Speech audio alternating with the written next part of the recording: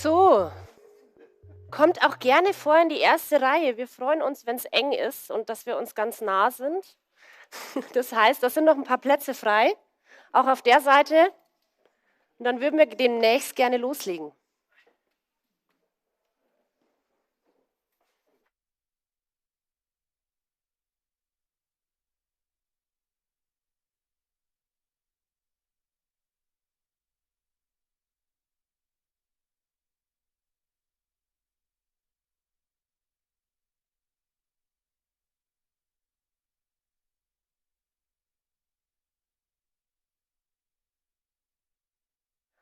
Okay, wir warten jetzt noch, bis die Letzten nach vorne kommen und sich einen Platz gesucht haben. Dann legen wir gleich los.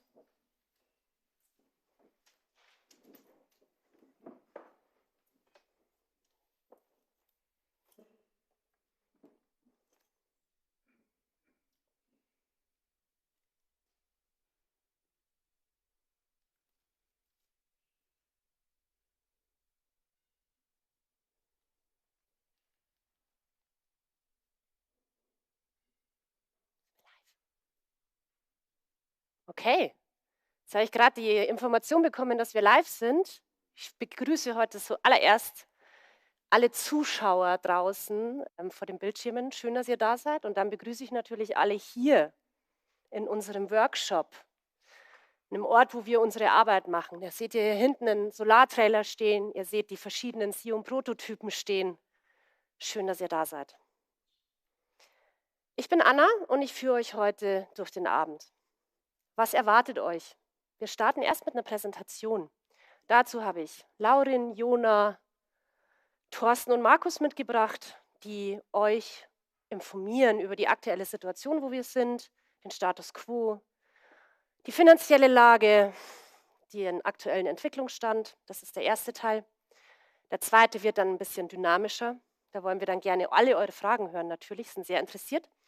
Auch draußen vor den Bildschirmen. Bitte schreibt ihr das in den Chat rein.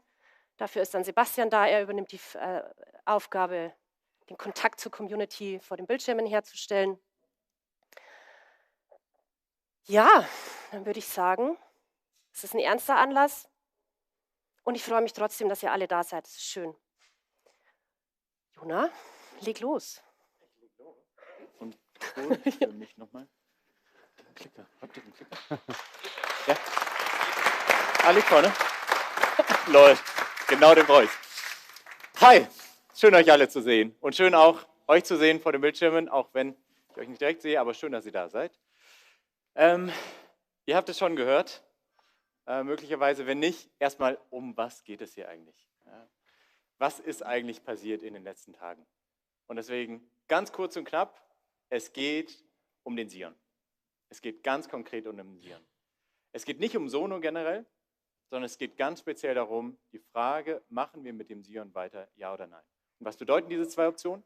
Die eine Option ist, wir machen nicht mit dem Sion weiter. Warum nicht? Weil uns das nötige Kapital fehlt, um Werkzeuge und Maschinen zu bestellen, um zeitnah die Produktionsmittel zu bestellen. Das heißt, wir würden mit Solar weitermachen, eben hier oder die anderen Trailer, die wir damit ausstatten, Busse und so weiter. Das ist unser Solargeschäft. Nicht? Mit dem würden wir weitermachen und würden aber mit dem Sion aufhören. Wir würden die Anzahlungen über die Zeit zurückzahlen und einfach sagen, fertig, das war's mit dem Sion. Oder Option 2, und das ist, warum wir auch heute hier sitzen, ist, weil wir sagen, gemeinsam können wir es schaffen, gemeinsam können wir den nächsten Finanzierungsmeilenstein erreichen und dann machen wir weiter mit dem Sion. Ganz einfach, das sind die zwei Optionen, die gerade auf dem Tisch sind. So, und jetzt ist es aber auch so, über die letzten Tage haben wir auch einiges an Unklarheiten oder einfach verschiedene Punkte aufgenommen, die wir jetzt gleich zuerst, bevor wir zu den anderen Themen kommen, klären wollen. Nicht? Und das sind Fakten. 6 Fakten. 6 Fakten. Die erste ist, nein, Sono ist nicht insolvent. Und nein, auch wenn das die Medien vielleicht in ein paar Clickbaiting-Headlines suggerieren, wir haben 55 Millionen Euro als liquide Mittel zur Verfügung. Es geht also wirklich nur um das Projekt Sion. Ja, als erster Fakt. Zweiter Punkt, die 3500 Sions. Viele von euch haben auch gefragt, wie ist das jetzt genau? Brauchen wir Vollanzahlungen? Der Punkt ist, das sind Äquivalente. Das sind Äquivalente, um die Rechnung anschaulich greifbar zu machen. Nicht? Aber das bedeutet, wir rechnen eine Sion-Vollanzahlung mit 29.900. Aber jeder Euro zählt. Das heißt, 100 Euro, 3.000 Euro, 5.000 Euro, was immer es auch ist, wird angerechnet, wird zusammengerechnet. Und sobald es dann die Schwelle von wieder 29.900 überschreitet, ist es dann eine quasi neue Vollanzahlung. So funktioniert auch der Counter auf der Website. Ja, der funktioniert genauso. Genauso rechnen wir das. Wichtig auch an der Stelle ist, das Geld für diese Kampagne wird erst verwendet, wenn wir den Wert von mindestens 75 Millionen überschritten haben. Ja, darunter, selbst wenn es eingezogen wird, es gibt bei der Einzahlungsmethode, ich glaube, es ist Sofortbezahlung, wird es zwar eingezogen, genau, Sofortüberweisung, wird es zwar eingezogen, es wird aber nicht verwendet. Ja, das ist eben wichtig dabei zu sagen. Das heißt, jetzt zusagen, aber später erst bezahlen. Es wird zurückbezahlt. Genau. Der dritte Punkt ist Start der Produktion. Finanzierungsbedingt haben wir die Vorserie in 23, aber den Start der Produktion und die Auslieferung in 24 verschoben. Right. Vierter Punkt, über 260 Millionen sind seit 2019 zusammengekommen. Viele von euch werden sich erinnern, 2019 gab es schon mal eine Kampagne und viele werden sich auch denken, jetzt schon wieder.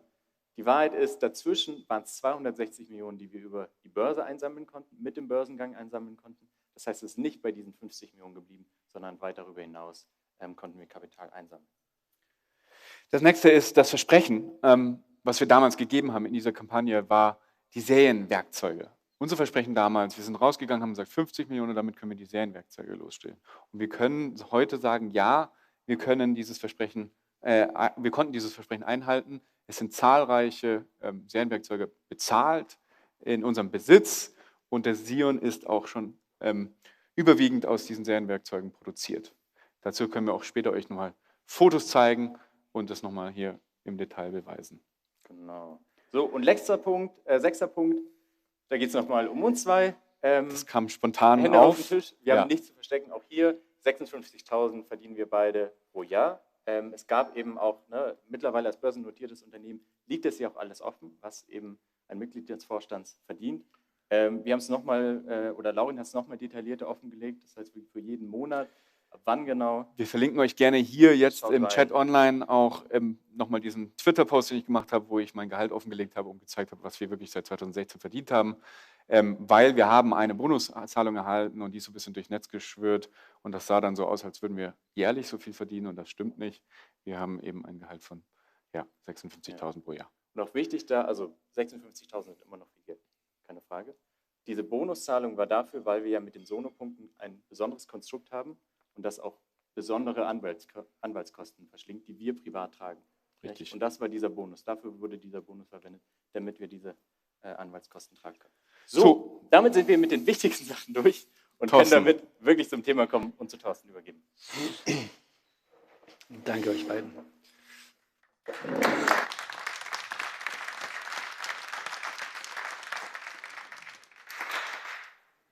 Ja, ein herzliches Willkommen heute Abend. Thorsten Kiedel, mein Name, Finanzvorstand, CFO hier bei Sono Motors. Ich versuche mich ab und zu ein bisschen im Kreis zu drehen, damit ich euch und Sie alle anspreche. Ein bisschen spannende Aufstellung hier heute Abend, die wir präsentieren dürfen.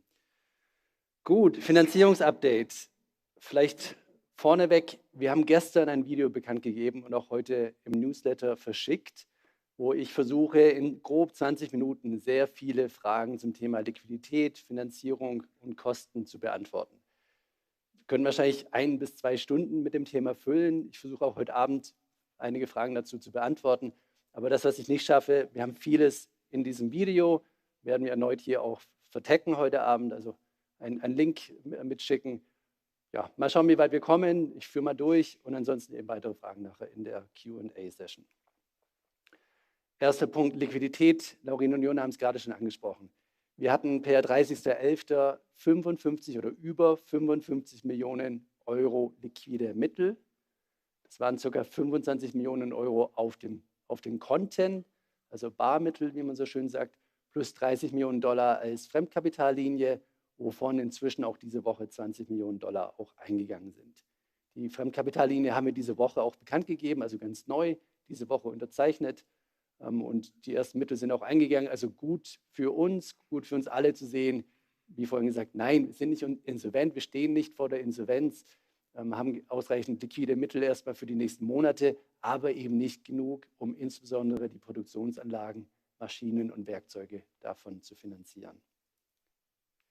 Wie viel geben wir denn aus pro Monat? Also Operating Expenses, Allgemeinkosten, das sind so circa 4 bis 4,5 Millionen Euro pro Monat.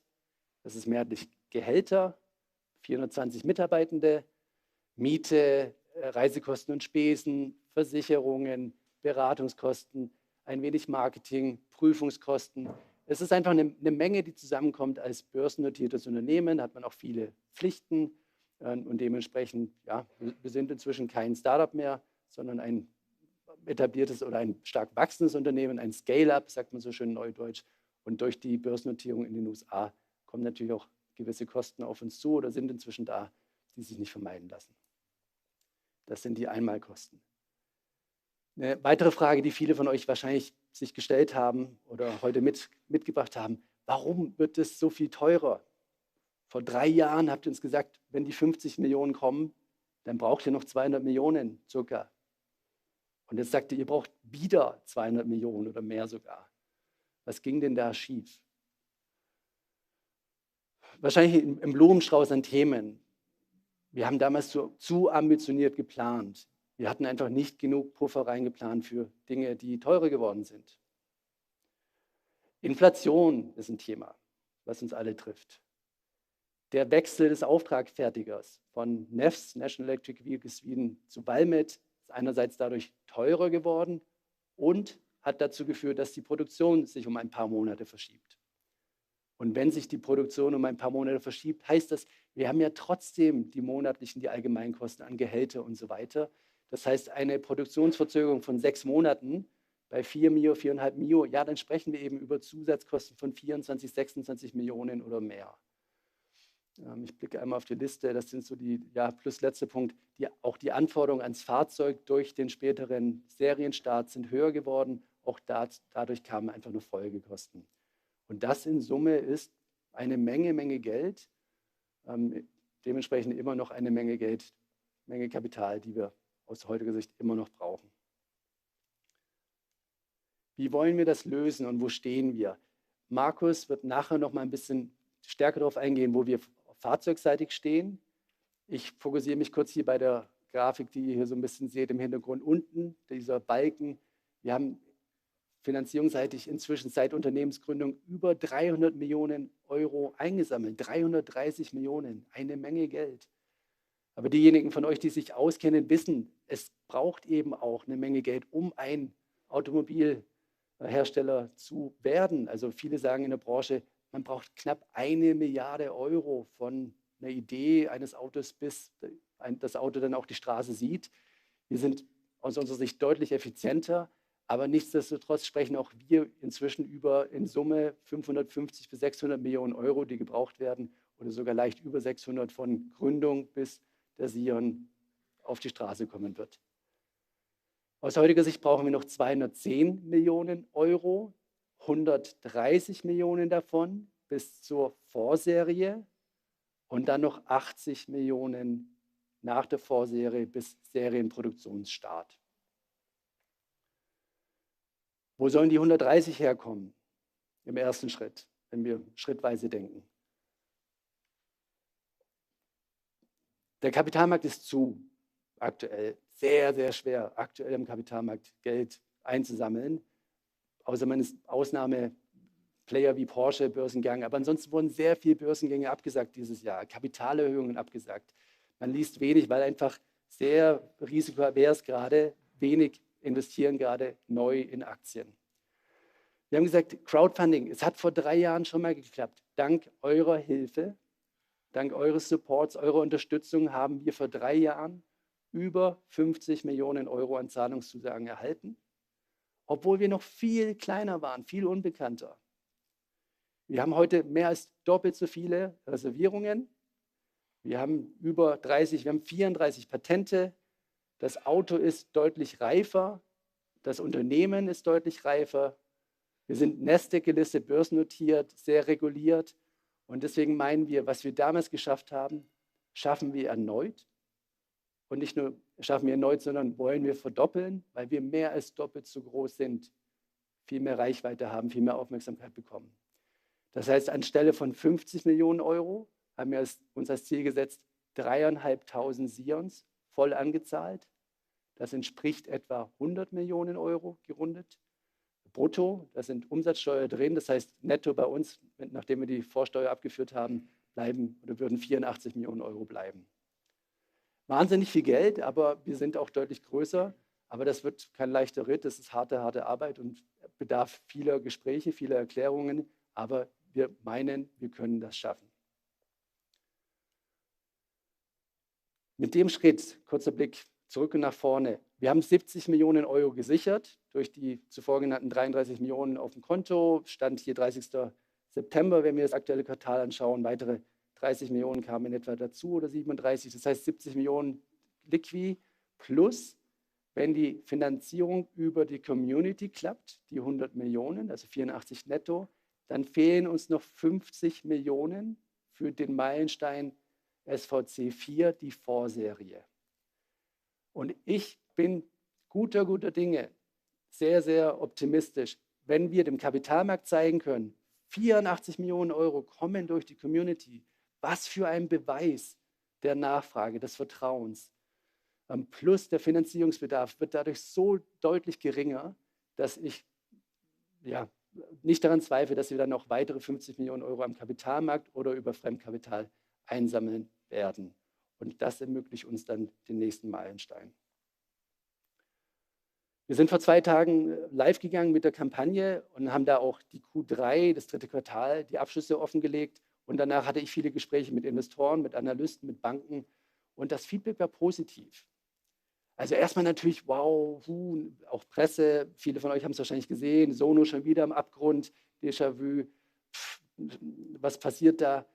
Und zugleich der Kapitalmarkt, die Investoren haben gesagt, smarter Move, schon ein bisschen riskant, mutig, aber wenn ihr das schafft, dann schafft ihr auch den Rest. Also das Feedback war erstaunlich positiv, weil eben viele Investoren sagen, ja, ihr habt recht, Kapitalmarkt geht gerade nicht viel. Ihr habt eine Community, die ist so groß und so stark. Wir haben es beim Release-Event gesehen im Sommer und auch immer wieder. Auch jetzt die ersten Reaktionen von euch, von vielen von euch waren überwiegend positiv, natürlich auch mit Kritik zu Recht, kritische Fragen. Dafür sind wir heute Abend hier. Aber in Summe war das Feedback, ihr geht den richtigen Weg. Das macht Sinn. Was springt dabei für euch raus? Warum soll ich als Reservierer hier euch erneut unterstützen? Zuallererst hoffentlich das Auto. Also am Schluss, ihr unterstützt uns, weil wir mit euch zusammen oder mit eurer Unterstützung ein Auto auf die Straße bringen wollen. Den Sion, den ihr reserviert habt, angezahlt habt, für den wir genauso brennen wie ihr auch. Wir haben ein Rabattsystem etabliert. Wir geben einen Rabatt von bis zu 3.000 €, gestaffelt nach, je schneller ihr reserviert und die Anzahlung erhöht und je höher die Anzahlung, umso höher das Rabattsystem. Einfach als Belohnung wollen wir ein Incentive stecken. Wir haben das aber auch so gestaffelt, dass wir gesagt haben, je länger man sich Zeit lässt, umso mehr nimmt der Rabatt ab. Warum? Je früher wir ein Commitment von euch bekommen, umso mehr Planbarkeit haben wir. Umso früher können wir Maschinen und Werkzeuge auch bestellen und weitermachen. Und wir wollen einfach vermeiden, dass alle erstmal sitzen und sich denken, warum soll ich der Erste sein? Lass doch erstmal schauen, was die anderen machen. Genau deswegen eben dieses Rabattsystem, je schneller, umso höher der Rabatt. Und der dritte Punkt sind Sono-Punkte. Einige von euch kennen die Thematik. Laurin, Jona, Navina haben vor 3 Jahren gesagt, 90%, damals waren es 100% der Anteile, auf die sie zugreifen konnten. Aus heutiger Sicht 90% der Anteile der 3 Gründer wurden zugesagt als Gewinnbezugsrechte. Das heißt, bei Dividenden in der Zukunft oder bei Verkauf von Aktien der 3 Gründer, Gründerinnen sind die Gewinnbezugsrechte zur Seite gelegt. Die sollen dann an die Sono-Punkt-Inhaber ausgezahlt werden. Und wir haben hier auch gesagt, je höher die Anzahlung, die jetzt geleistet wird, umso höher die Sono-Punkte. Bei Vollanzahlung 5 Sono-Punkte werden gewährt. Das ist der Finanzüberblick jetzt im Schnelldurchlauf. Nachher gerne stehe ich bei Fragen zur Verfügung. Markus. Wunderbar, Thorsten. Danke.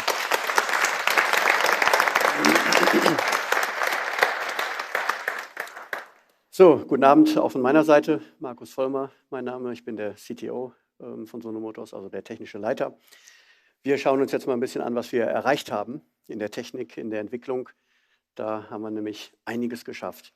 Wir fangen aber mal bei den Partnern an, ja, bei den Suppliern und Entwicklungspartnern. Wir haben vorgestern die Katze aus dem Sack gelassen. Auch auf die Partner hat das natürlich Auswirkungen gehabt. Wir haben ungefähr 150 Partner. Wir haben die angesprochen, kommuniziert, geschrieben, telefoniert und wir haben ein überwiegend positives Feedback bekommen. Ja.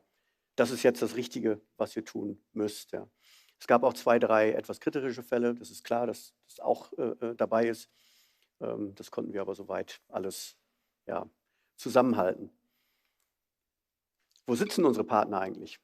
3/4, also ungefähr 74, 75% sitzen in der Europäischen Union, also sehr nah an München. Das gibt uns logistisch einen sehr guten CO2-Fußabdruck, das ist gut, wird aber auch in dem Sinne, wenn das Projekt zum Fliegen kommt, Arbeitsplätze hier in Europa sichern. Also es hat auch diese Auswirkungen, diese Dimension.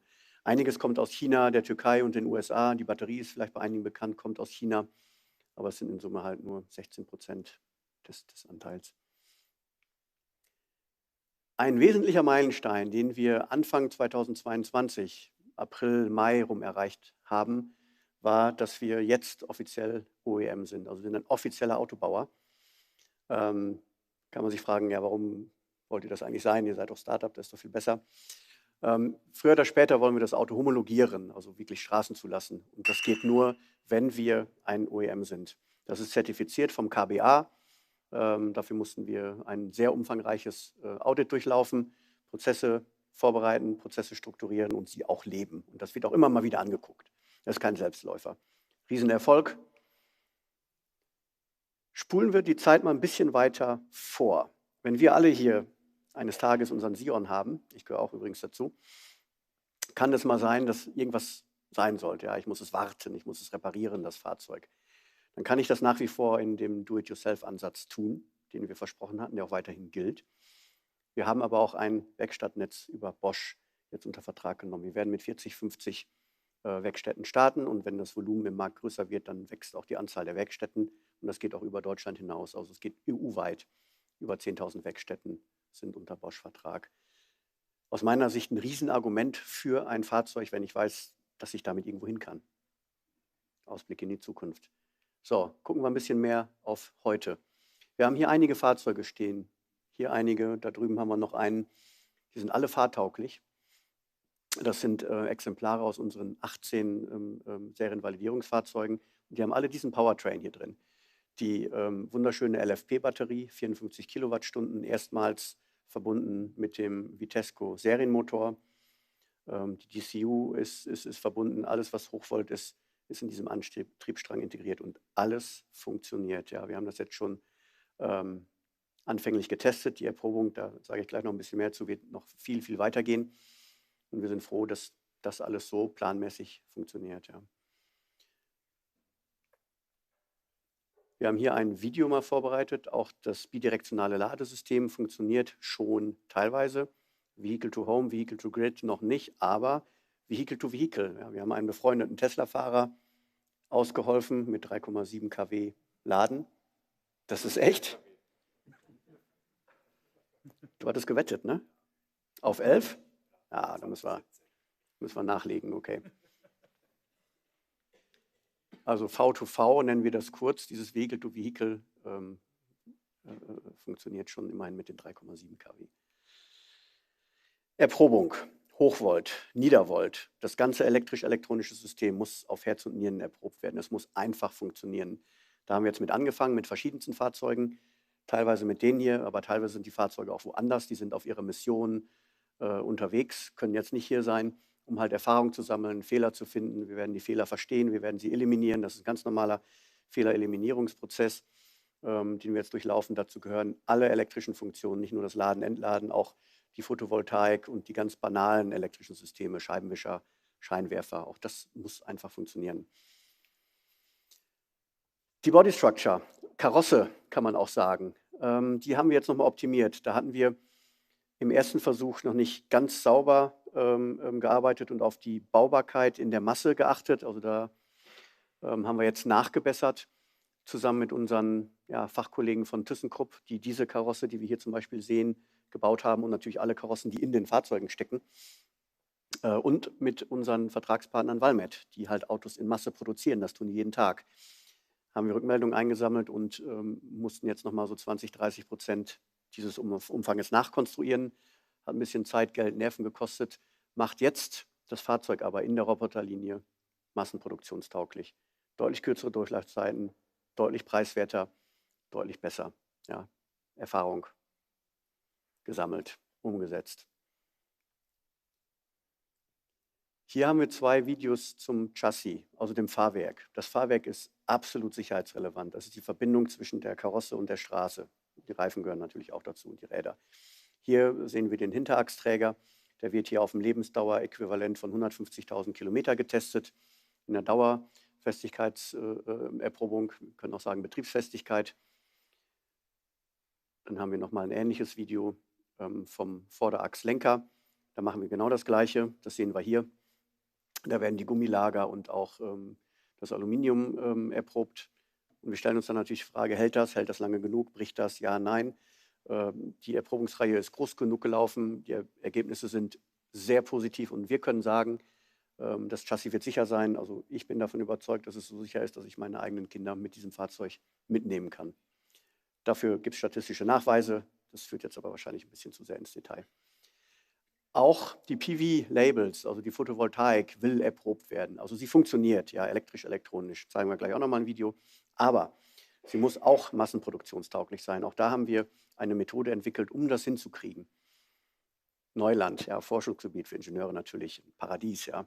Aber es muss halt auch irgendwann mal funktionieren und das tut es. Und auch die Elektrik-Elektronik, die dazu gehört, das ist das dritte Bild von links, das ist die Control Unit, auch die muss sicher sein, sie muss dauerfest sein und auch hier sind wir auf einem echt guten Weg. Also die Absicherung der Funktion und Serientauglichkeit ist für mich ja, quasi gegeben. Riesenfortschritt. Ja, wir haben vor allem die Zellbrüche reduziert, die es am Anfang immer mal gegeben hat, als wir die, salopp gesagt, Solarzellen eingelegt haben, das Polymer drumherum gespritzt haben und dann knacken die am Anfang immer mal durch. Und irgendwann findet man aber seinen Weg, wie man das hinkriegt. Und das haben wir geschafft. Hier haben wir jetzt ein Video, wie das Laden funktioniert. Das könnten wir uns natürlich bei einer Veranstaltung irgendwann später mal im Sommer bei Tageslicht auch live angucken. Das ist jetzt, glaube ich, in den USA aufgenommen worden im Oktober. Da gab es noch ein bisschen Sonne. Waren es immer noch 330 Watt grob, die dann in die Hochvoltbatterie eingespeist werden. Die Anhängerkupplung wird immer mal wieder nachgefragt aus der Community. Wie steht es denn mit der Anhängerkupplung eigentlich? Fahrzeugseitig ist alles für die Anhängerkupplung vorbereitet. Im Rahmen ist alles da, die entsprechenden Träger sind da, die Anhängerkupplung kann eingebaut werden. Elektrisch ist alles da. Wir haben auch nicht den Stecker vergessen, um den Anhänger anzustecken, damit er auch seine Fahrsignale geben kann. Es gibt allerdings im Triebstrang noch einen Partner. Mit dem müssen wir noch mal ein bisschen genauer sprechen. Der hat seine Freigabe noch nicht gegeben für den Anhängerbetrieb. Das schmerzt uns gerade noch ein bisschen, denn unsere Simulationen sagen, das Fahrzeug kann das und auch der komplette Antriebsstrang kann das. Wir sagen, die ziehen sich vielleicht da noch ein bisschen dick an, aber das ist manchmal in der Automobilindustrie so. Wir hoffen, dass wir zu Ende Januar da genauere Aussagen machen können. Das heißt, wenn ihr jetzt investieren wollt, kriegt ihr hoffentlich zu Ende Januar dann eine etwas präzisere Antwort, wenn ihr diese Antwort braucht. Wir entwickeln nicht das ganze Fahrzeug komplett alleine. Das ist nicht möglich mit 250 Leuten in der Group Sion. Wir haben starke Partner an der Seite. Jetzt ging neulich gerade nochmal Continental durch die Presse, die einiges für das Fahrzeug bereitstellen, was die Elektrik-Elektronik betrifft, Steuergeräte. Die haben jahrzehntelange Erfahrung, darauf bauen wir auf. Ja, wir müssen nicht alles neu erfinden, können das auch nicht. Es gibt auch viele andere Partner, die uns helfen, die ich jetzt gar nicht alle aufzeigen kann. Aber die Botschaft soll einfach sein, wir haben Leute intern inzwischen auch und auch extern, die genau wissen, wie man ein komplettes Auto baut und die uns dabei helfen und die uns auch jetzt nach der Botschaft von vorgestern nach wie vor zur Seite stehen. Simulation, Erprobung und Hardware. Das ist jetzt eine Folie, die ist vielleicht nicht so ganz sexy, aber für Ingenieure unglaublich wichtig. Wir haben jetzt monatelang, 2, 3 Jahre lang im Computer geplant, CAD, CAE, simuliert, gerechnet. Und jetzt kommt die Realität. Jetzt kommen die Fahrzeuge hier aus dem Computer heraus. Und jetzt gucken wir, passt all das, was wir berechnet haben und simuliert haben? Oder haben wir daneben gelegen?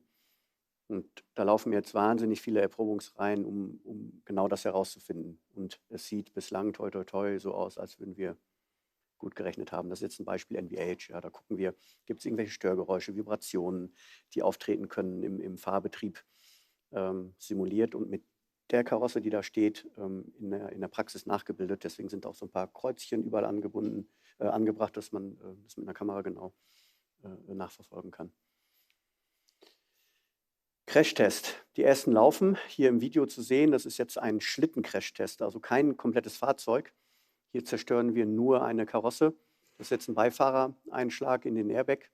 Da wird untersucht, ob die Beschleunigungskräfte im Nacken, Brustkorb zu groß sind, ob das Knie am Panel anstößt, welche Verletzungsgefahren gibt es. Das wird mehrfach durchgeführt in verschiedensten Konstellationen. Und auch hier sind wir in der Realität angekommen. Wahnsinnig wertvoll. Fahrzeug soll sicher sein. Ja. Soll nicht nur schön fahren und Strom über die Sonne einsammeln, es muss auch sicher sein. Das Gleiche gilt für das Gesamtfahrzeug. Da sind wir noch in der Simulationsphase, mehrfach verfeinert, sehr optimistisch. Wir hatten das Fahrzeug vorne 160 mm verlängert nach allerersten Simulationen. Hier können wir jetzt sehen, gibt es eine Blockbildung durch Motor und die DCU, also das bidirektionale Laden, auch durchaus massiv. Hier warten wir jetzt auf die echten ersten Crashtest-Ergebnisse Ende Januar. Wir werden dann leider von den 18 Fahrzeugen 5 komplett zerstören müssen. Das ist notwendig, um halt sicher zu sein, dass das Fahrzeug wirklich sicher ist. Hier wird es jetzt leider teuer. Werkzeuge. Diese Fahrzeuge sind schon teilweise aus genau diesen Werkzeugen entstanden. Wir sehen hier zum Beispiel, geht das überhaupt so? Sehen wir, ja, geht. Das Werkzeug für eine Heckklappe. Relativ groß, das ist schon 7-stellig teuer. Wir verhandeln hart und stark, aber ja, Dinge haben halt ihren Preis. Und davon brauchen wir leider sehr viele. Und wenn wir jetzt noch einen Schritt weiter gehen, da wird es jetzt leider wirklich teuer. Und das ist auch einer der Hauptgründe, warum wir jetzt heute Abend hier zusammensitzen. Wir sind mit Valmet bereits in der Detailplanung der Produktionslinien. Eine Produktionslinie eines Fahrzeugs ist wahnsinnig aufwendig. Es gibt Roboterlinien, die halt die Karossen zusammenschweißen. Da ist egal, ob es jetzt Stahl oder Aluminium ist. Dann gibt es Fertigungslinien, Assembly Lines nennen wir, wo alle Teile rangebaut werden. Riesiges Invest. Wir könnten theoretisch mit dem Geld, was wir haben, das Auto noch eine ganze Weile weiterentwickeln. Wir können es schöner machen, besser machen, Fehler finden, eliminieren, immer weitergehen, immer besser. Und dann könnten wir natürlich anfangen, in die Produktion zu investieren. Dann schiebt sich der SOP aber zu weit. Wir müssen das jetzt machen. Wir müssen parallel arbeiten, parallel weiterentwickeln. Wir müssen die Produktion jetzt aufbauen. Roboter bestellen, die haben wahnsinnig lange Vorlaufzeiten. Die Linien aufbauen ist auch nicht mal eben an 2 Samstagnachmittagen gemacht. Es dauert unheimlich lange. Deswegen ist jetzt ja, der Zeitpunkt des hohen Kapitalbedarfs da, um das Auto in den Stückzahlen zu bauen, dass wir später 40.000 im Jahr davon bauen können. Das ist eine richtige Fabrik, die da entsteht. Auch wenn Valmet diese Fabrikgebäude schon hat, haben die natürlich nicht alle Anlagen, die dafür notwendig sind, um das Fahrzeug zu bauen. Das ist der Partner, der weiß, wie man qualitativ hochwertige Fahrzeuge baut. Im Moment baut der Mercedes, der hat schon Porsche gebaut, Saab, viele andere Dinge. Die sind immer mal wieder auch in München, auch jetzt gerade, und bauen schon die ersten Fahrzeuge auf von Hand, um Erkenntnisse zu gewinnen, um die Produktionslinie zu Hause zu planen. So, wo stehen wir denn jetzt? Wir stehen jetzt in der Phase, wo wir die Generation 3 validieren. Die Generation 3, das sind die Fahrzeuge, die wir hier sehen. Die werden auf alle möglichen Erprobungen geschickt. Dann gibt es nochmal eine Vorseriengeneration und dann geht es schon in Start of Production. So weit sind wir gekommen. Wahnsinnig weit. Diese Fahrzeuge, die wir jetzt hier schon sehen, die sind schon richtig gut. Ich bin hier gerade gestern noch gefahren mit Journalisten. Was auf diesem Bild übrigens noch zu sehen ist, dass es in 2016, 17, 18 eine Phase gab, da haben wir immer lange gebraucht von Generation zu Generation, bis dann endlich etwas mehr Geld kam. 50 Millionen über euch, IPO, 160 Millionen. Da ist der Entwicklungsmotor nochmal richtig in Schwung gekommen. Da konnten wir richtig weiterkommen und haben jetzt diese Fahrzeuge auf die Beine gestellt. Gleiches stellen wir uns jetzt natürlich noch einmal vor, wie von Thorsten eben schon gesagt, der nächste große Schritt, in die Vorserienfahrzeuge gehen zu können. Gut, ich glaube, das war meinerseits. Fragen können wir hinterher dann gerne nochmal klären. Vielen Dank.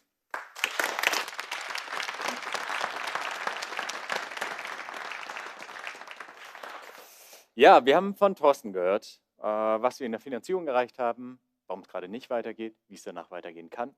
Wir haben von Markus gehört, wie weit wir gekommen sind, wie kurz vor Ende wir sind. Also in dieser Zeitlinie, wenn wir sehen, wie kurz davor sind wir eigentlich. Wie konkret ist es jetzt schon, wenn wir die Fahrzeuge sehen. Und auch ist jetzt die große Frage, wie geht es weiter? Wie geht es jetzt weiter? Und auch da wieder, viel, was wir in den letzten Tagen gelesen haben, ging natürlich darauf ein, warum seid ihr euch jetzt so sicher? Wenn diese Kampagne klappt, wie könnt ihr euch so sicher sein, dass es danach auch wirklich weitergeht? Und das sind 6 Punkte, warum es diesmal anders ist. Oder was passieren kann, was danach passieren kann, wenn wir durch diese Kampagnen durch sind, wenn wir diesen Elefanten wieder durchs Nadelöhr gebracht haben, was danach passieren kann und warum wir dann so kurz vor der Ziellinie stehen. Das erste ist der geringere Kapitalbedarf. Thorsten hat es gezeigt, nach der Kampagne sind es nochmal 50 Millionen bis zur Vorserie. Das heißt, da laufen schon erste Fahrzeuge vom Band, noch nicht verkaufbar, aber sie laufen schon vom Band. Und dann nochmal 80 Millionen bis zum SOP. Das ist machbar, das ist nicht mehr weit. Das ist der Grund, warum wir sagen, einerseits geringeren Kapitalbedarf. Zweitens, auch wieder, wie Thorsten gesagt hat, es ist ja ein unglaublicher Beweis, den wir hier bringen können. Nicht? Es ist der Beweis, eine Gruppe von Menschen steht so sehr dahinter, dass 3.500 sie uns jetzt schon mit dem vollen Preis angezahlt wurden. Das ist ein Riesensignal. Wenn Investoren auf uns gucken, dann sehen sie, das Besondere an Sonotas ist die Community. Und das beweisen wir aufs Neue damit. Das dritte ist Serienvalidierungsflotte. Die hatten wir damals nicht, die haben wir jetzt. Wir haben jetzt Fahrzeuge, wie Markus gesagt hat, die wir crashen können, mit denen wir heute schon zeigen können, dass es funktioniert, ja, dass die verschiedenen Systeme zusammenspielen und dass es so in Serie gehen kann. Das vierte ist, das gilt für ganz Sono. Ganz Sono ist jetzt anders wie 2019. Wir sind mittlerweile angewachsen. Wir haben Prozesse, wie eben auch mit der KBA-Typzulassung, die bedeuten, wir haben ganz andere Strukturen. Nicht? Also wir haben auch Strukturen, auch durch den Börsengang, SOX-Compliance-Themen, die ja auch bedeuten, wir treffen viel bessere Entscheidungen. Wir haben einen Aufsichtsrat mittlerweile, durch den ja auch alle Entscheidungen durchgehen. Auch das schärft ja viel mehr noch die Entscheidung. Und genau, ein Aufsichtsratmitglied sitzt ja auch heute bei uns. Was noch? 418 Expertinnen, die bei Sono arbeiten. 418 Menschen, unglaubliche Menschen, ein unglaubliches Team, die das Unmögliche möglich machen. Eben diese Fahrzeuge auf die Straße gestellt, alles drumherum geschaffen, so weit wie wir gekommen sind, dank euch, mit euch zusammen und mit diesen Menschen zusammen. Und gerade eben, weil wir all diese Expertinnen bei Sono haben, glauben wir so sehr daran, mit diesem Team können wir das schaffen. 6. Punkt noch, weil wir auch die bestätigten Technologien haben, weil wir gezeigt haben, mit der Solarintegration, die jetzt nicht nur auf dem Sion angebracht wird, sondern auch auf anderen Fahrzeugen angebracht wird, es funktioniert. Auch mit dem bidirektionalen Laden. Noch nicht da, wo Sebastian ein Sion voll anzahlen wird, aber wir sind da, wir sind auf einem Weg. Es ist so greifbar, es ist so konkret geworden. So, und trotzdem auch nochmal wichtig, sich Revue passieren zu lassen, was haben wir eigentlich gemeinsam geschaffen? Nicht, es ging los, zu zweit in der Garage und 3 Jahre bist du nur in der Garage und baust den ersten Prototypen, aber die Wahrheit ist ja, mit der ersten Crowdfunding-Kampagne ging es ja so richtig los. 6 Jahre ist es jetzt her, mehr wie 6 Jahre ist es jetzt her. Damit hat die Geschichte von Sono erst so richtig Fahrt aufgenommen. Wir haben die ersten Prototypen gebaut, wir haben über 13.000 Probefahrten angeboten, viele von euch werden vielleicht mit dem Sion damals auch gefahren sein.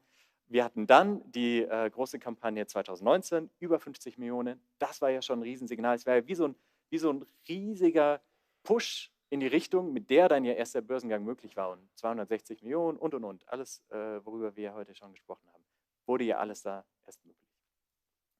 Was wurde denn möglich? Wir hatten die Prototypengeneration SVC2, die war Anfang 2021 soweit. Wir haben jetzt die nächste Generation erreicht, die Serienvalidierungsfahrzeuge für Tests.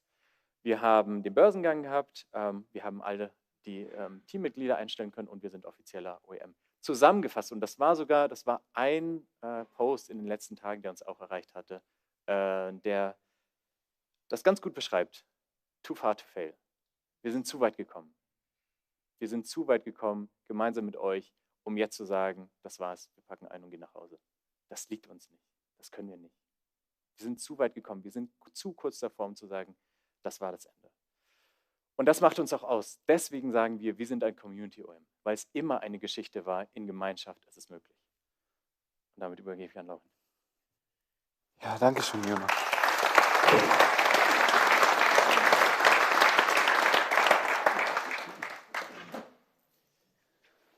Und was werden wir jetzt tun? Was werden wir jetzt tun, um diese 50 Tage erfolgreich zu machen? Wie schaffen wir das? Naja, indem wir zu euch kommen. Zu euch hier in München, aber zu euch da draußen in 12 Städte. 12 Städte in 4 Ländern. Wir wollen 10.000 Menschen treffen, dass sie den Sion sehen, reinsetzen können, ihn fühlen können, mit uns ins Gespräch gehen können und sich selber überzeugen können. Weil wir glauben, dass der Sion der Überzeugungstäter ist. Erstes Thema. Meldet euch hierzu gerne an. Wir posten den Link hier gerne im Livestream nochmal drunter. Wir gehen ab Dienstag auf Tour, fangen obenrum an über Berlin, Hamburg, Amsterdam und so weiter. Das zweite Thema ist, wir werden weiter viele Videos produzieren in den nächsten Wochen, um euch Transparenz zu geben. Wir glauben, wir müssen euch einfach mehr zeigen, was wir hier eigentlich tun. Das, was wir heute von Markus gesehen haben, wir müssen das noch mehr und noch transparenter zeigen. Wir haben so viel erreicht, wir haben so viel erreicht mit unseren Ingenieuren.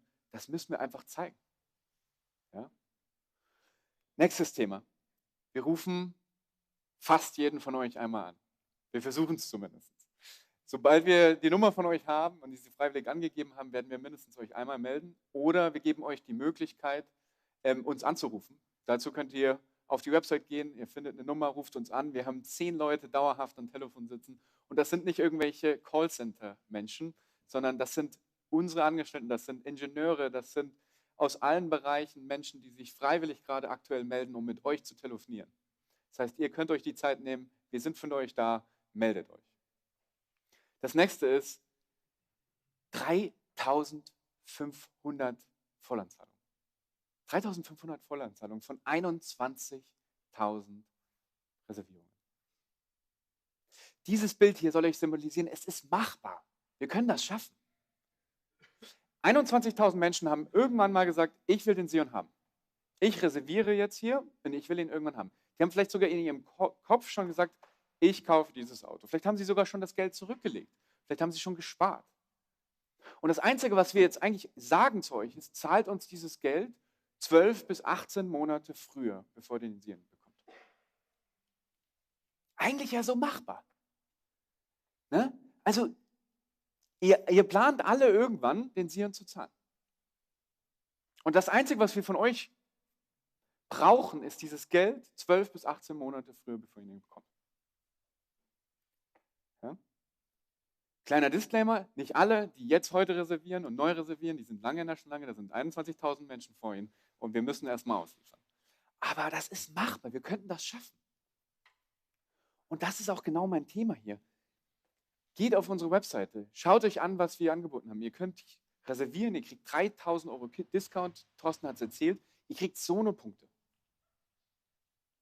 Das Sono-Punkte, wir dürfen das leider nicht sonderlich groß vermarkten, ja, weil einfach es noch geklärt wird mit BaFin und allem drum und dran. Es ist rechtlich sehr viel Aufwand, aber wir dürfen es an die Reservierer, die schon Sono-Punkte haben, dürfen wir es präsentieren und zeigen.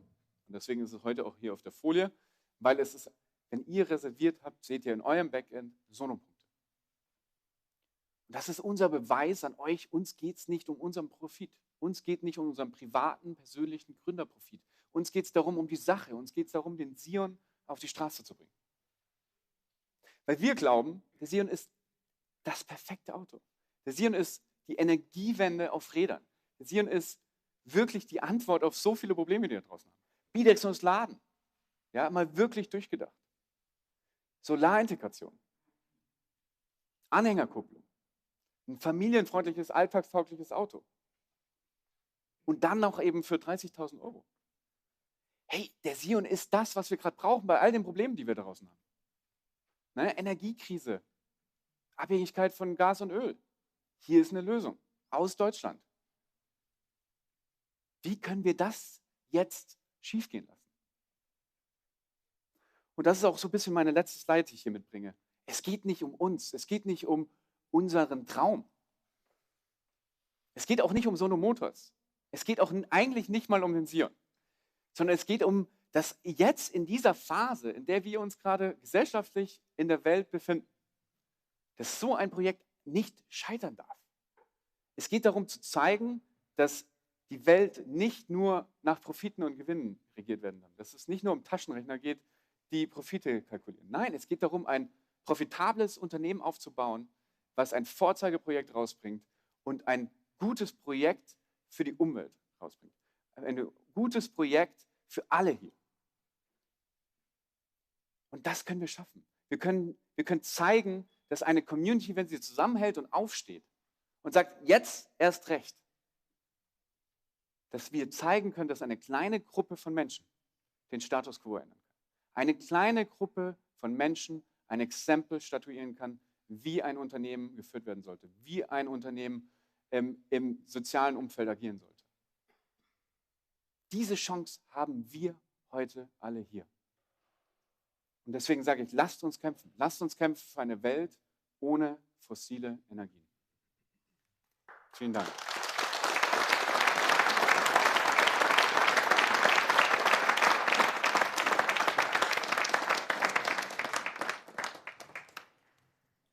Danke. Ja, deswegen arbeite ich hier. Das ist einer der Gründe. Ich möchte auch die Welt verändern. Okay, wir starten jetzt in die Fragerunde. Ich bin total gespannt auf eure Fragen. Ich habe eine Kollegin, einen Kollegen mitgebracht, Uday und Tina. Wenn ihr eine Frage habt, meldet euch bitte. Die kommen dann mit dem Mikro, steht auf und stellt eure Frage. Gleich. Noch eine kurze Erklärung, dann geht's los. Es gilt auch für alle im Livestream. Sebastian vertritt es hier, hat ein iPad dabei und meldet sich auch, hoffentlich, oder? Das haben wir noch gar nicht vereinbart, aber das kriegen wir hin zusammen. Das machen wir jetzt, gestalten wir den zweiten Teil des Abends zusammen. Sebastian, stell dich doch auch kurz vor, bitte. Ja, dann stelle ich mich kurz vor. Mein Name ist Sebastian Böttger. Ihr habt mich vor gut 2 Jahren als Beirat gewählt, um euch zu vertreten. Damals war die Rolle noch nicht definiert. Das haben wir damals gemacht. Vielleicht kurz, wie das seitdem gelaufen ist. Am Anfang war das für Sono natürlich total komisch. Wieso sitzt da auf einmal einer in so einem Call und hört dazu? Da war ein bisschen Unruhe. Das hat sich dann aber sehr, sehr gut entwickelt, weil wir dann den Modus gefunden haben, wie wir also regelmäßig im Austausch sind, wie ich eure Themen, die ich dann auch kriege, zurückberichten kann, wie wir auch Feedback von Sono wieder zurückbekommen. Viele lesen wahrscheinlich ich habe unter sono.community so einen Blog, da schreibe ich jeden Sonntag, wie der Stand ist. Das lesen viele, kommentieren das. Alles, was da kommentiert wird, fließt auch in die Gespräche ein. Das heißt, wir haben eigentlich einen schönen Modus. Die Tech-Videos sind auch so entstanden, die ja hin und wieder veröffentlicht werden, weil ich tatsächlich auch mit den Ingenieuren geredet habe, um rauszukriegen, wie läuft es, oder wenn von euch Feedback kam im Detail, ich will doch einen Heckscheibenwischer, ich will eine größere Soundanlage. Gestern hat mir wieder einer geschrieben, passt eine 2 Meter Holzlatte in das Auto, dann kann ich das mal schnell ausprobieren. Aber das ist auch für die Ingenieure unheimlich wertvoll, weil die sind meistens irgendwo immer am Arbeiten und freuen sich sehr, wenn ihre Arbeit auch mal zu sehen ist. Und das ist eben bei Sono inzwischen auch der Fall. Da sind 400 Leute, das darf man auch nicht vergessen, die gucken alle gerade auf diese Kampagne, wie wir hier entscheiden, weil die an diesem Auto arbeiten. Das ist für die auch wichtig. Und die arbeiten mit Herzblut, das kann ich auf jeden Fall sagen. Und mit sehr viel Einsatz. Nicht nur ich stehe da im Regen bei Minusgraden, probiere das aus im Video, die ja mit. Deswegen, also wir haben einen guten Modus gefunden. Wir kommen jetzt natürlich zu einem ernsten Thema eigentlich, weil bisher seit dem Börsengang waren die Reservierungsgelder relativ sicher. Es war immer Polster da, Thorsten hat auch gesagt, Kontostand 55 Millionen passt. Wir machen jetzt eine Kampagne, die hat aber zur Folge, dass wahrscheinlich das Geld, wenn die Kampagne zustande kommt, auch gebraucht wird. Da wird aktiv mitgearbeitet. Und deswegen hätte ich heute auch einen Aufruf vielleicht an den einen oder anderen. Bisher habe ich den Beirat alleine gemacht. Das heißt, falls jemand im Januar mal Zeit hat und Lust hat, da in einen intensiveren Austausch zu gehen, ich würde gerne die Community auf eine bisschen breitere Basis stellen. Weil wir haben zusammen dann über 100 Millionen investiert. Und ich mache den Job gerne. Es ist viel Arbeit, aber ich kriege auch super viel positives Feedback. Das heißt, falls Interesse ist, ich schmeiße jetzt mal einfach die E-Mail-Adresse unter den Bus, schreibt dann info@sonomotors.com und die sollen das weiterleiten. Dann machen wir ein kleines Team. Ich würde gerne einfach alle 2 Wochen mit einigen Reservierern in den Austausch gehen, weil es ist unser Geld, was jetzt hier benutzt wird. Und ich finde, da können wir mitgucken, dass wir nächstes Jahr hier nicht stehen und eine dritte Crowdfunding-Kampagne haben, sondern ich will eigentlich als nächstes hier eine Übergabe vom Sion haben in dem Raum. Das wäre mein Ziel.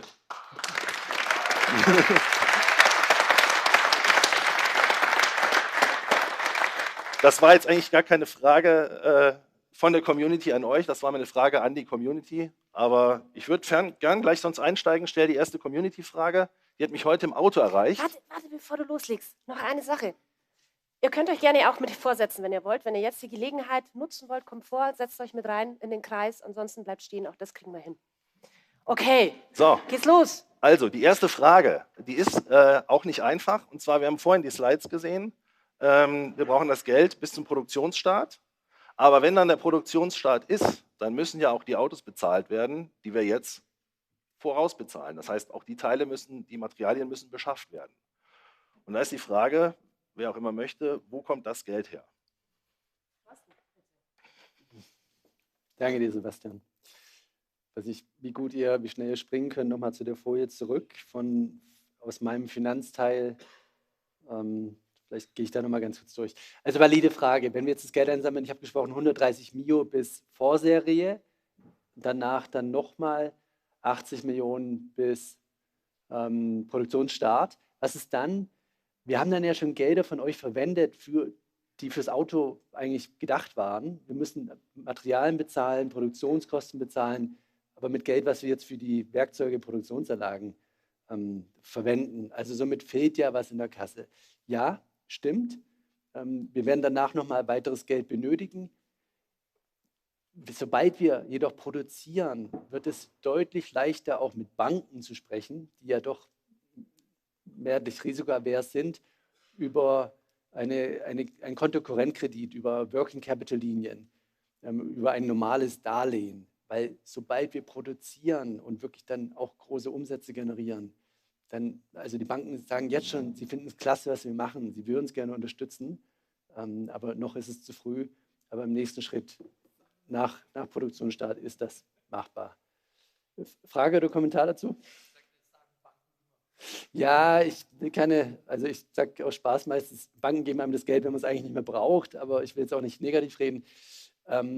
Es ist einfach, ja, aus Bankensicht noch zu früh, aber nach Produktionsstart machbar. Zweiter Punkt noch, Sebastian, ganz kurz. Laurins Folie mit den 3.500 von 21.000. Es ist ja nicht so, dass das die 3.500 Fahrzeuge sind, die als erstes vom Band laufen. Auf einmal haben wir eine riesen Lücke.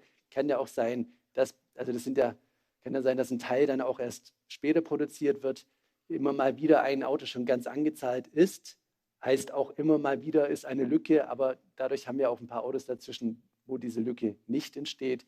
Das wäre was anderes, wenn wir sagen würden, die 3.500 Personen, die jetzt voll anziehen, kriegen das Auto als erstes, dann hätten wir auch ein Riesenloch zu Beginn. Aber so verteilt sich ja das dann auf die 21.000 Reservierer. Und ich hoffe, dass auch noch ein paar Reservierer dazukommen. Dann verteilt sich es noch ein bisschen besser. Danke dir. Sebastian, bist du zufrieden mit der Antwort? Okay. Dankeschön. Jetzt hat man da schon eine Meldung. Ja, die habe ich auch. Das ist ein Anschluss. Du hast einen Kommentar. Kannst du kurz warten, bis Tina mit dem Mikro, dann hören wir dich nämlich.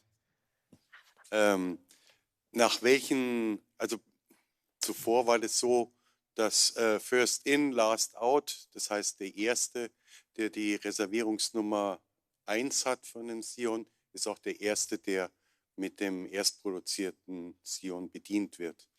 Werden da andere, ich sag mal, Wartelisten sozusagen gemacht über diese Anzahlungskampagnen, sodass eben keine Lücken zum Beispiel entstehen oder die voll bezahlt haben, die sind auch die Ersten, die das bekommen. Wie wird das sozusagen sortiert? Und wenn man natürlich dann alle Vollzahler am Anfang komplett bedient, dann ist es vielleicht ein Vierteljahr, wo man die ganze Zeit Autos produziert und halt das Material die ganze Zeit bezahlen muss. Okay, darf ich dich noch kurz fragen, wie du heißt? Ich bin der Peter Meyer. Peter, schön, dass du da bist. Laurin? Peter, guter Punkt, haben wir abgesprochen. War ursprünglich mal kurz am Anfang die Idee auch für diese Kampagne. Sebastian hat ein Veto eingelegt und gesagt, nein. Wäre unfair für alle Reservierer, die jetzt vielleicht sich nicht leisten können, voll einzuzahlen, die dann irgendwie zu benachteiligen. Deswegen nein, es gibt keine Priorisierung, wenn du jetzt voll anzahlst, du hältst deinen Wartenlistenplatz. Deinen Wartenlistenplatz kriegst du aktuell in deinem Login, könnt ihr auf unserer Website nachschauen, braucht kein Passwort. Falls ihr denkt, ihr braucht ein Passwort dafür, nein, ihr braucht nur eure E-Mail-Adresse, mit der ihr reserviert habt, und dann findet ihr auch die Wartelistennummer. Heißt, dieses Problem sollte nicht entstehen. Danke, Laurin. Ganz kurz, du hattest dich als allererstes gemeldet. Wer bist du und was ist deine Frage? Dankeschön. Ja, mein Name ist Maximilian Kock aus München und ich war vorgestern doch ziemlich geschockt, als ich diese Mail von euch bekommen habe. Da ist auch gleich die Webseite zusammengebrochen und ich hatte dann gedacht, das ist ein Hacking, dass man da auf eine Fraud-Seite geleitet wird, weil man ja auch, da kam diese Error-Meldung und so und da war ich erstmal ziemlich erleichtert fast, weil ich gedacht habe, das kann nicht von Sono Motors kommen, aber es war dann doch so. Und was meine Frage jetzt ist ganz konkret, ist, wenn euer Aufruf jetzt scheitern sollte, ist ja auch nicht unwahrscheinlich in den heutigen Zeiten. Woher nehmt ihr das Geld, das habt ihr ja versprochen, die ganzen Anzahlungen zurückzuzahlen? Weil meine Befürchtung ist, dass ihr die Firmen schon längst getrennt habt, ja, wirtschaftlich. Also Sono Solar und Sion. Und dass dann quasi Sion insolvent geht und wir als schon Anteilseigner oder Reservierer dann kein Geld kriegen. Ich meine, das haben wir in den letzten Jahren ja mit Wirecard und so häufig erlebt. Ne? Und was Banken gerne immer sagen, wir geben Geld, wenn dann irgendwann, das kennen wir ja auch. Also wo soll das Geld herkommen? wenn es scheitert? Das ist so meine Frage. Danke für deine Frage. Thorsten will antworten. Ja, ich habe ein Mikro. Maximilian war das? Beantworte ich mal kurz. Okay. Gut, also ja, auch die Webseite scheint geschockt gewesen zu sein und hat sich erstmal verabschiedet. Natürlich schwieriger Zeitpunkt in so einem wichtigen Moment, dass die Webseite nicht ging. Leider passiert, aber inzwischen geht sie wieder. Aber ja, ich verstehe die Reaktion. Sicherlich ging es einigen von euch so, wow, nicht mehr ernst, schon wieder, was ist da los? Und dann hat die Presse natürlich das auch nochmal stärker aufgegriffen, teilweise nicht entschieden, sondern Sono steht vor dem Aus. Wir hatten ja klar kommuniziert, Sion, Fragezeichen, also nicht Sono, Fragezeichen, sondern Sion, Fragezeichen. Aber Verständnis, dass für viele von euch erstmal ein, ja, wahrscheinlich sehr emotionaler Moment war, oh Mann, schon wieder. Zu deiner Frage Trennung, wirtschaftlich getrennt. Nein, es ist eine Firma. Also wir haben die Sono Motors GmbH, sitzt hier in München. Wir haben die Sono Group NV, die börsennotiert ist in den USA als 100% Muttergesellschaft, die aber nicht operativ tätig ist. Operativ tätig ist hier die Sono GmbH. Und das ist auch eine Gesellschaft. Also es gibt keine Trennung. Natürlich haben wir innerhalb von Sono Motors verschiedene Teams, logisch, Bereiche, die Group Sion, die Markus hier vertritt, und auch die Group Solar und auch weitere Groups noch, Group Digital beispielsweise, wo auch die ersten Umsätze schon generiert werden. Aber es ist keine wirtschaftliche Trennung. Und das heißt, es ist auch nicht so, dass wir eine Sono Motors GmbH insolvent gehen lassen können, aber Solar nicht, sondern nein, das wollen wir vermeiden. Und nicht nur das wollen wir vermeiden, sondern ich bleibe positiv. Wir sind positiv. Du meintest, ja, schwierige Zeit, absolut. Also vor 3 Jahren, da stand Umwelt noch viel mehr im Bewusstsein. Heute ist es schon so Rezession, Zinsen, Ängste, Jobverlust, was auch immer. Das macht es uns nicht leichter. Und das ist nicht zum ersten Mal passiert, dass wir mit der die Community um Support fragen, mag es auch nicht leichter machen. Auf der anderen Seite, wir haben es ja versucht zu erklären, wir sind deutlich größer, genießen deutlich mehr Aufmerksamkeit, haben viel mehr Patente, viel mehr Wissen, viel mehr erreicht, viel mehr Meilensteine. Zum nächsten Punkt, zu deiner Frage, was passiert mit den erhaltenen Anzahlungen? Deswegen ist es uns wichtig gewesen, damit zu starten, mit den aktuellen liquiden Mitteln, mit den 55 oder über 55 Millionen Euro, die uns zur Verfügung stehen. Das heißt, aus heutiger Sicht wäre das genug, um alles zurückzuzahlen. Im Januar, wenn die Kampagne zu Ende ist, hoffen wir, eine erfolgreiche Kampagne dann auch mit euch feiern zu können und feiern zu können, dass es weitergeht. Sollte es nicht weitergehen für den Sion, dann wird es hart. Dann werden wir harte Maßnahmen treffen müssen. Wir werden Personal stark runterschrauben müssen und ja, letztendlich eine Vollbremsung machen bei Group Sion. Wir werden sämtliche Verträge sofort canceln müssen und das verbleibende Geld dann nutzen müssen, um zu schauen, wie viel können wir dann zurückzahlen per Ende Januar. Wie viel müssen wir stückeln? Das hätte ja auch nicht jeder Anspruch per Ende Januar laut AGB, sondern das ist ja auch geteilt auf verschiedene Zeiträume.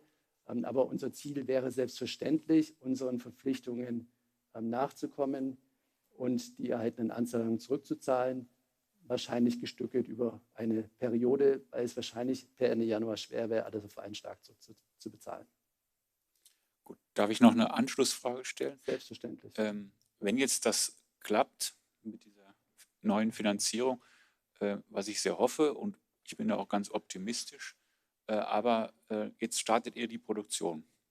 So, und dann merkt ihr, die Preise steigen weiter,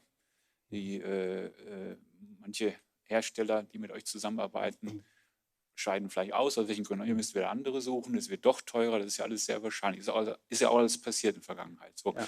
Dann braucht ihr ja wieder Geld. Was macht ihr dann?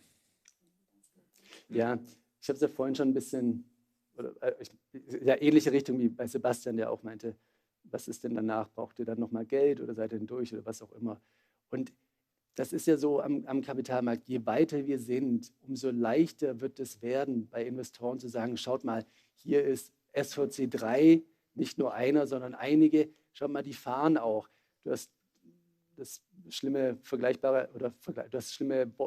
Unternehmen Wirecard in Wort genommen, ein Skandal Betrug, auch in der Automobilbranche gab es ja leider Betrugsfälle mit einem LKW, der den Berg runter rollen gelassen wurde, um zu zeigen, der fährt mit einer Kameraeinstellung.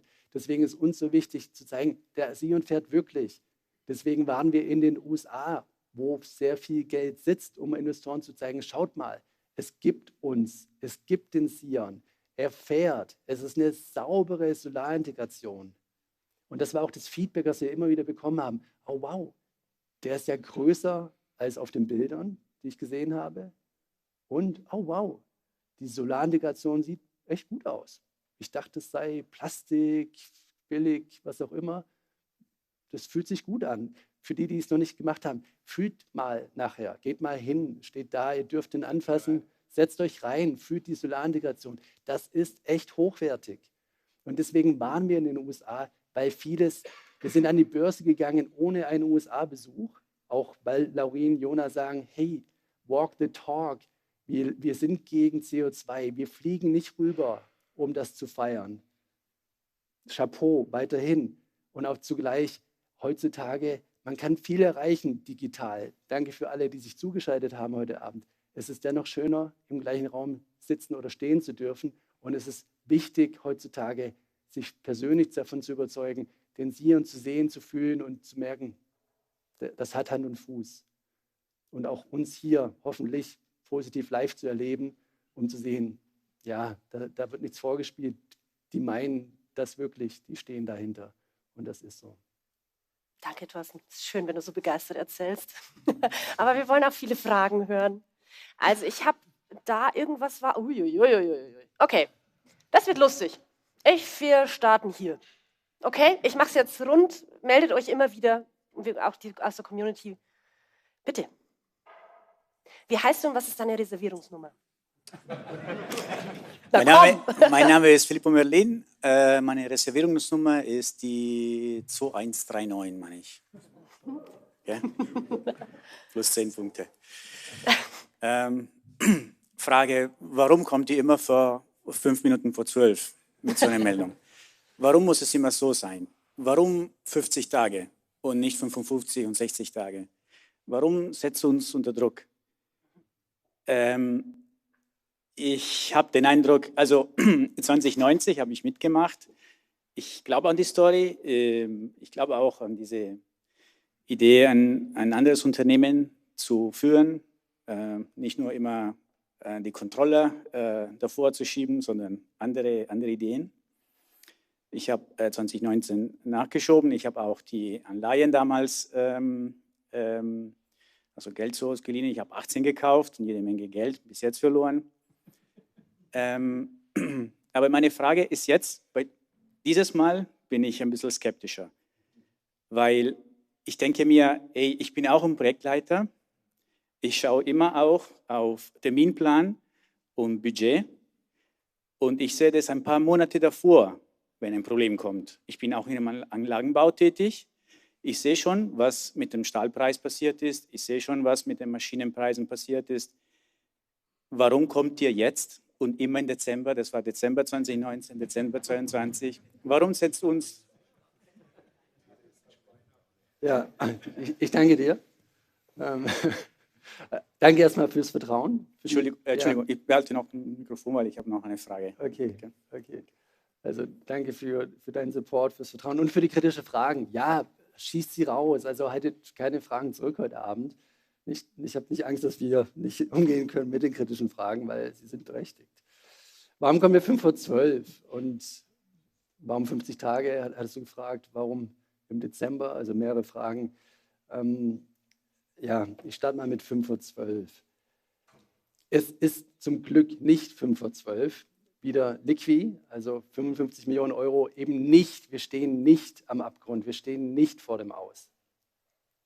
Aber wir haben nicht genug Geld, um die teuren Produktionsmaschinen jetzt zu bestellen und zu bezahlen, die sich Markus wünscht.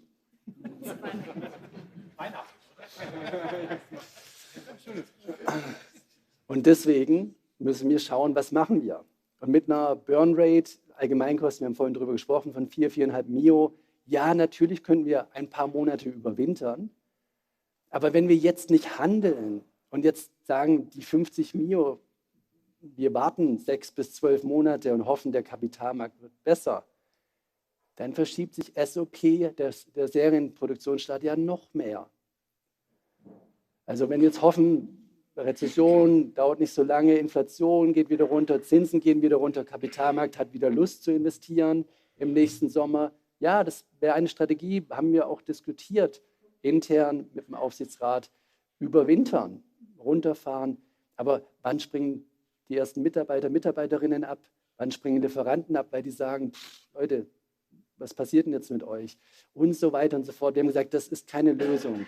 Somit eigentlich gibt es nur die Lösung Solarfokus oder Sion, so schnell wie möglich Vollgas weiterzumachen. Das können wir nicht. Wir können keine Maschinen bestellen, die wir bald dann nicht zahlen könnten.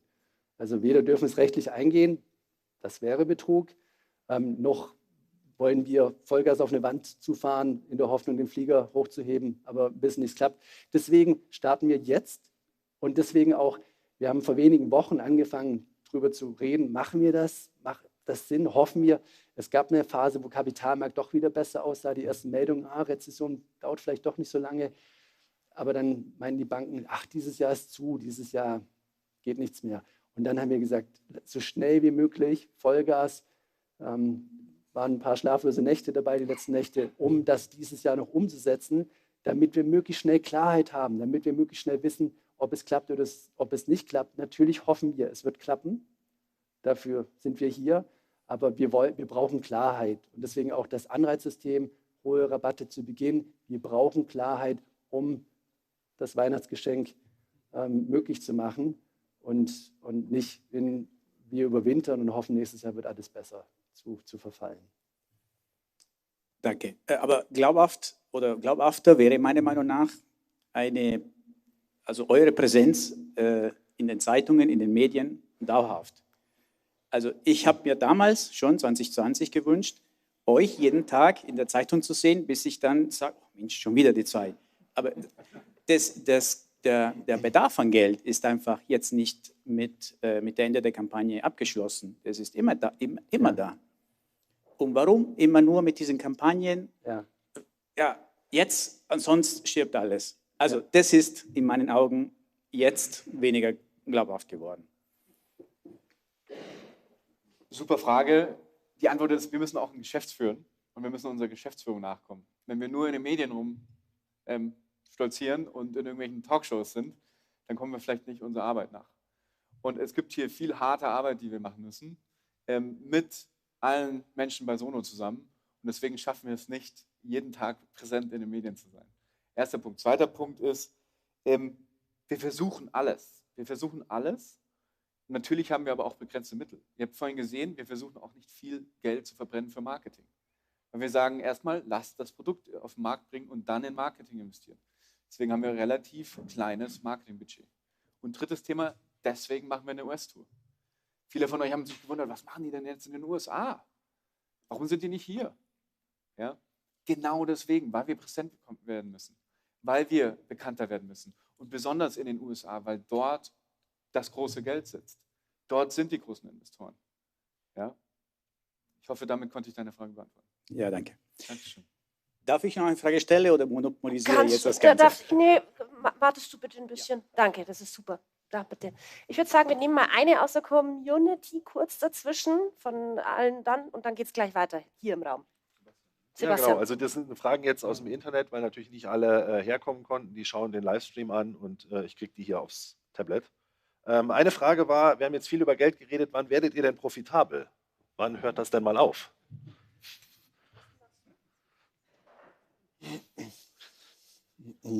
Danke, Sebastian.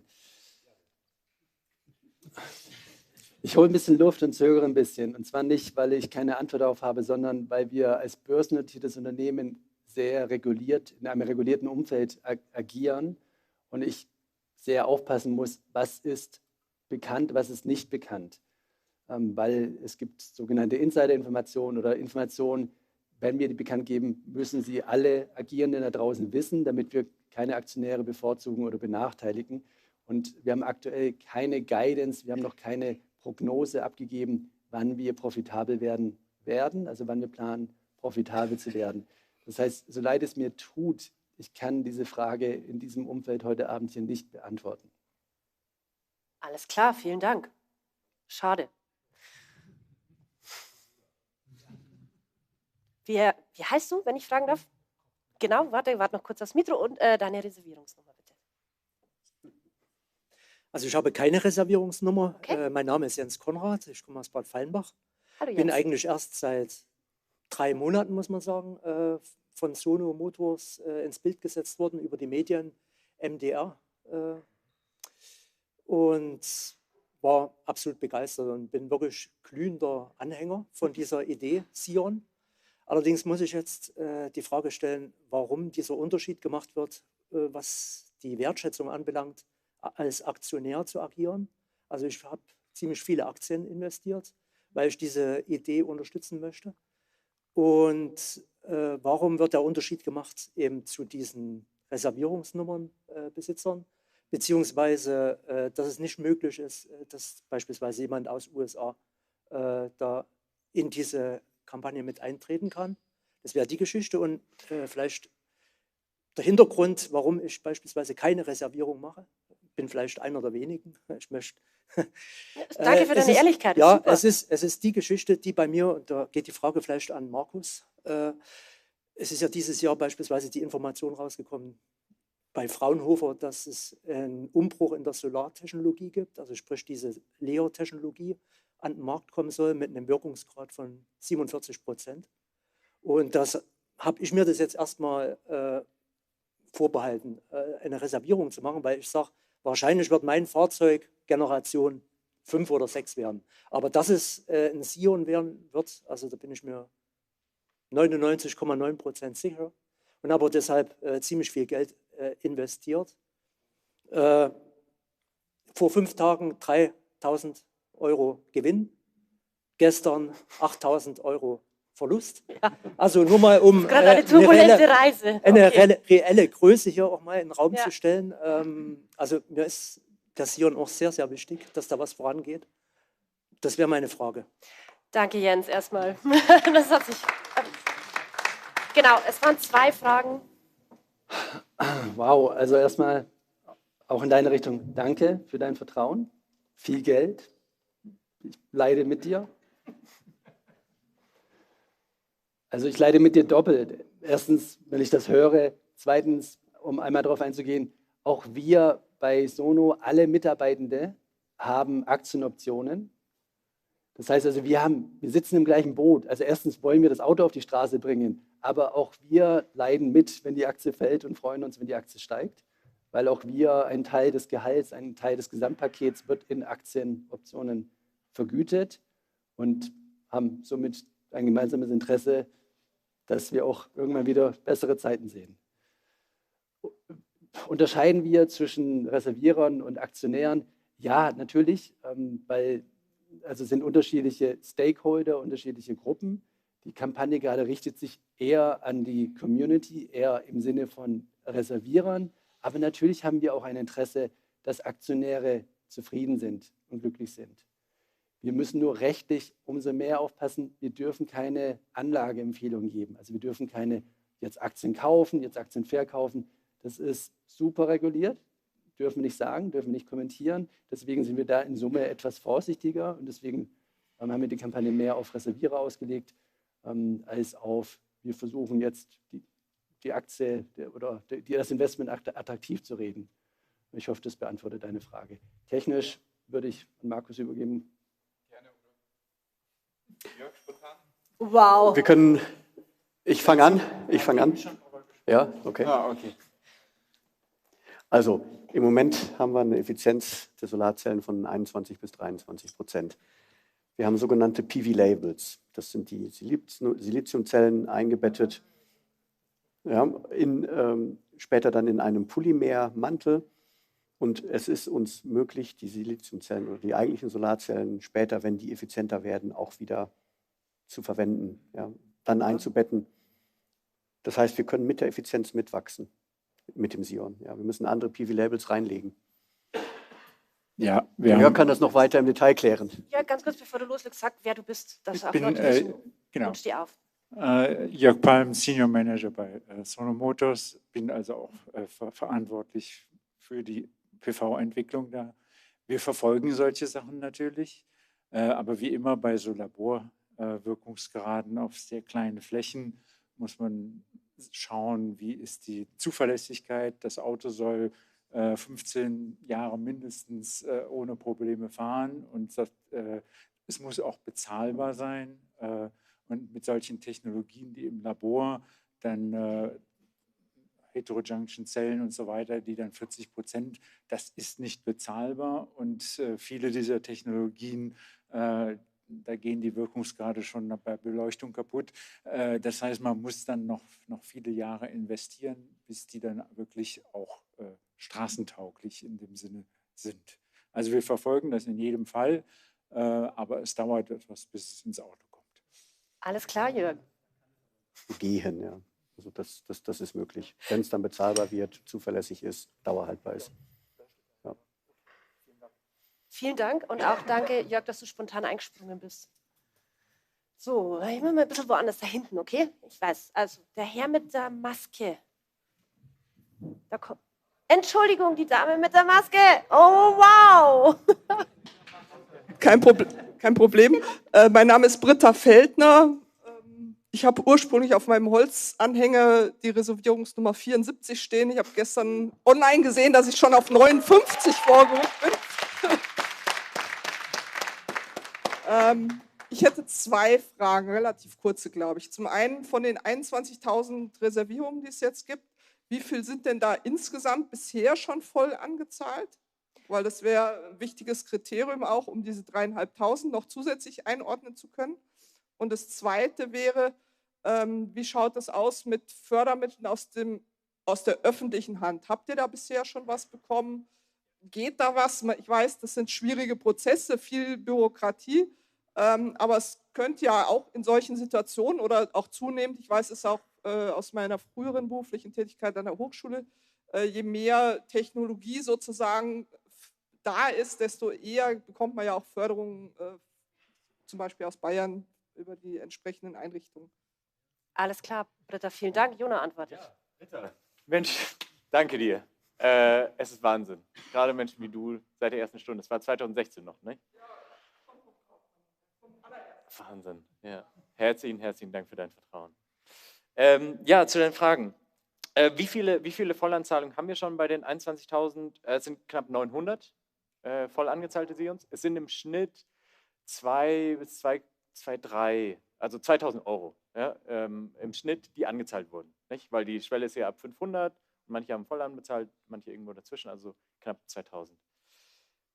Das heißt eben, wenn wir auch sagen, hier 3.500 Äquivalente, klar haben wir das auch im Hinterkopf, dass eben schon viele den Sion angezahlt haben, aber viele eben auch noch nicht. Also, und natürlich auch, was wir machen wollen, auch an euch alle, es soll nicht bei uns bleiben. Nicht? Es soll nicht bei dieser Gruppe bleiben oder bei allen am Bildschirm, sondern natürlich planen wir ja auch mit dieser Kampagne, uns zu vergrößern. Ganz klar. Das ist auch ganz klar, dass wir diese Tour wieder haben werden, jetzt über die nächsten Tagen und Wochen, wollen wir natürlich uns auch als Community vergrößern. Ja, ganz, ganz wichtig. Jetzt hatte ich noch einen letzten Punkt, der ist mir entfallen. Ja, genau. Kann ich noch einen kleinen Kommentar geben, bevor ich an Thorsten übergebe? Ich kann tatsächlich sagen, gerade heute kam positive News. Wir haben eine neue Förderung für Solar erreichen können. Und so wie du sagtest, also es ist tatsächlich so, ja, Förderungen sind da, aber wie ihr gleich hören würdet von Thorsten, nicht ausreichend. Ja? Also positive News, ja, da kommt was, aber es sind lange Prozesse, es ist schwerwiegend. Die Mühlen malen sehr viel langsamer da. Also wir können uns da einfach nicht drauf verlassen. Aber positiv, schon heute können wir bekannt geben. Ich kann mir Infos geben, wir werden allerdings auch was Größeres noch veröffentlichen. Deswegen nur hier bekannt geben, ist 500.000. Ist 500.000 immerhin an Förderung. War auch harte Arbeit, auch hier an das Team, was es geschafft hat. Wahnsinns, Meilenstein auch. Aber eben, wenn wir gerade über diese Beträge sprechen, die wir gerade gehört haben, auch nicht genug. Nicht? Aber genauso der Stand. Vielleicht trotzdem noch. Ja. Dennoch eine Menge Geld und jeder Euro zählt. Ja, auch ein Teil des Mottos der Kampagne. Deswegen sind wir sehr dankbar und freuen uns über diesen Baustein, diese 500.000 in etwa für die Group Solar, die aber auch wieder gesamt Sono ja hilft. Wir versuchen da ja nicht zu trennen. Wir sind im Gespräch, wir haben viele Gespräche geführt, einerseits in Bayern und andererseits auch mit Berlin, teilweise inzwischen, was ist Bund, was ist Ländersache, wird einem teilweise auch nicht leicht gemacht. Wir haben das Gefühl, sie wollen uns helfen, wir schaffen Arbeitsplätze. Es ist Spitzentechnologie, die aus meiner Sicht und unserer Sicht Deutschland und auch Europa hilft. Und es ist grüne Technologie, es ist sustainable, es ist nachhaltig, was wir hier machen. Also eigentlich, im Englischen sagt man checking the boxes, eigentlich erfüllen wir die 3 wichtigsten Kriterien. Und deswegen stoßen wir eigentlich auch auf viel, ja komm, welchen Topf können wir anzapfen? Kein Topf passt so richtig. Für den einen sind wir zu groß, ihr seid ja schon börsennotiert, ihr müsstet doch an der Börse was bekommen. Für den anderen, ihr seid ja noch nicht profitabel oder nicht genug Umsätze. Wir rennen da so ein bisschen von A nach B und von München nach Berlin, von Berlin nach München. Da gibt es Fördermittel, wo es heißt, wenn ihr eine Bank habt, dann spiegeln wir das. Ja, die Banken sagen, finden es klasse, was ihr macht, ihr seid noch nicht ganz so weit. Wir bleiben dran. Ich dachte auch vor 3 Jahren, als ich dazu kam, Laurin, was haben wir denn schon? Da müssen noch 10 Mio drin sein oder noch mehr. Ich bin auch der Meinung, wir werden da noch hoffentlich mehr Unterstützung bekommen. Die Bereitschaft scheint da zu sein. Bisher haben wir es noch nicht geschafft, das richtige Programm anzuzapfen. Also wir haben weniger als eine Million, meine ich, in etwa schon bekommen. Also es kam schon was. Also auch schon bisher, jetzt die 500.000 noch on top. Das hilft, aber es sind nicht die 100 plus Mio, die wir in Summe brauchen. Aber wir kämpfen weiter. Alles klar, vielen Dank. Bitte. Warte, das Mikro kommt zu dir, auch wieder dein Name und gerne die Reservierungsnummer. Ja. Hallo, ich bin der Wolfgang. Ich habe nicht so eine niedrige Reservierungsnummer, bei 6.200 oder so etwas. Aber ich habe eine Frage bezüglich Finanzplan. Ihr habt es sicherlich, einen Finanzplan, der nicht nur bis zum Start der Produktion geht, sondern eventuell auch noch ein Jahr darüber hinaus, damit man mal sieht, das würde mir persönlich helfen bei meinen Entscheidungen. Alles klar, vielen Dank für deine Frage. Thorsten, heute bist du echt gefordert. Ja, macht ja auch Sinn, es ist ja auch Finanzsituation in Summe. Wolfgang, danke dir für die Frage. Selbstverständlich haben wir einen Finanzplan. Also es wäre schlimm, wenn dem nicht so wäre. Der geht auch ein paar Jahre noch darüber hinaus, also nicht nur bis zum Serienproduktionsstart, sondern viele Jahre darüber hinaus. Wo kannst du ihn lesen? Ja, da bin ich wieder beim Punkt von, was legen wir offen? Und aktuell, wir haben aktuell keinen Finanzplan offengelegt mit mehreren Jahren Planung nach vorne. Logisch, das einfachste Rechenbeispiel ist auf der Umsatzseite mit nach Hochlauf, also unter Volllast, die wir 2025 erreichen wollen, 40.000 bzw. 43.000 Stück, 43.000 Einheiten pro Jahr, mal ein Nettoverkaufspreis von 25.000 Euro, sprechen wir bereits über eine Milliarde Euro Umsatz ab dem Jahr 2025 für den Sion. Und darüber hinaus Solar haben wir jetzt die ersten 9 Monate 180.000 erwirtschaftet als Umsatz, deutlich mehr geplant auch für die kommenden Jahre als zweites Baustein, zweites Standbein. Also das ist das, was bekannt ist, aber wir haben jetzt nicht offengelegt eben Marge, wir hatten eine Marge im Börsengang mal offengelegt, gesagt, wir wollen eine hohe einstellige Bruttomarge erzielen mit dem Sion. Das klingt erstmal nicht viel. Auf der anderen Seite, wir sprechen über Massenproduktion oder über doch eine große Stückzahl. Aber die Marge ist nicht hoch mit dem Sion allein. Auch der Rabatt tut uns weh. Auf der anderen Seite natürlich denken wir müssen auch euch was geben, was bieten, einen Rabatt bieten.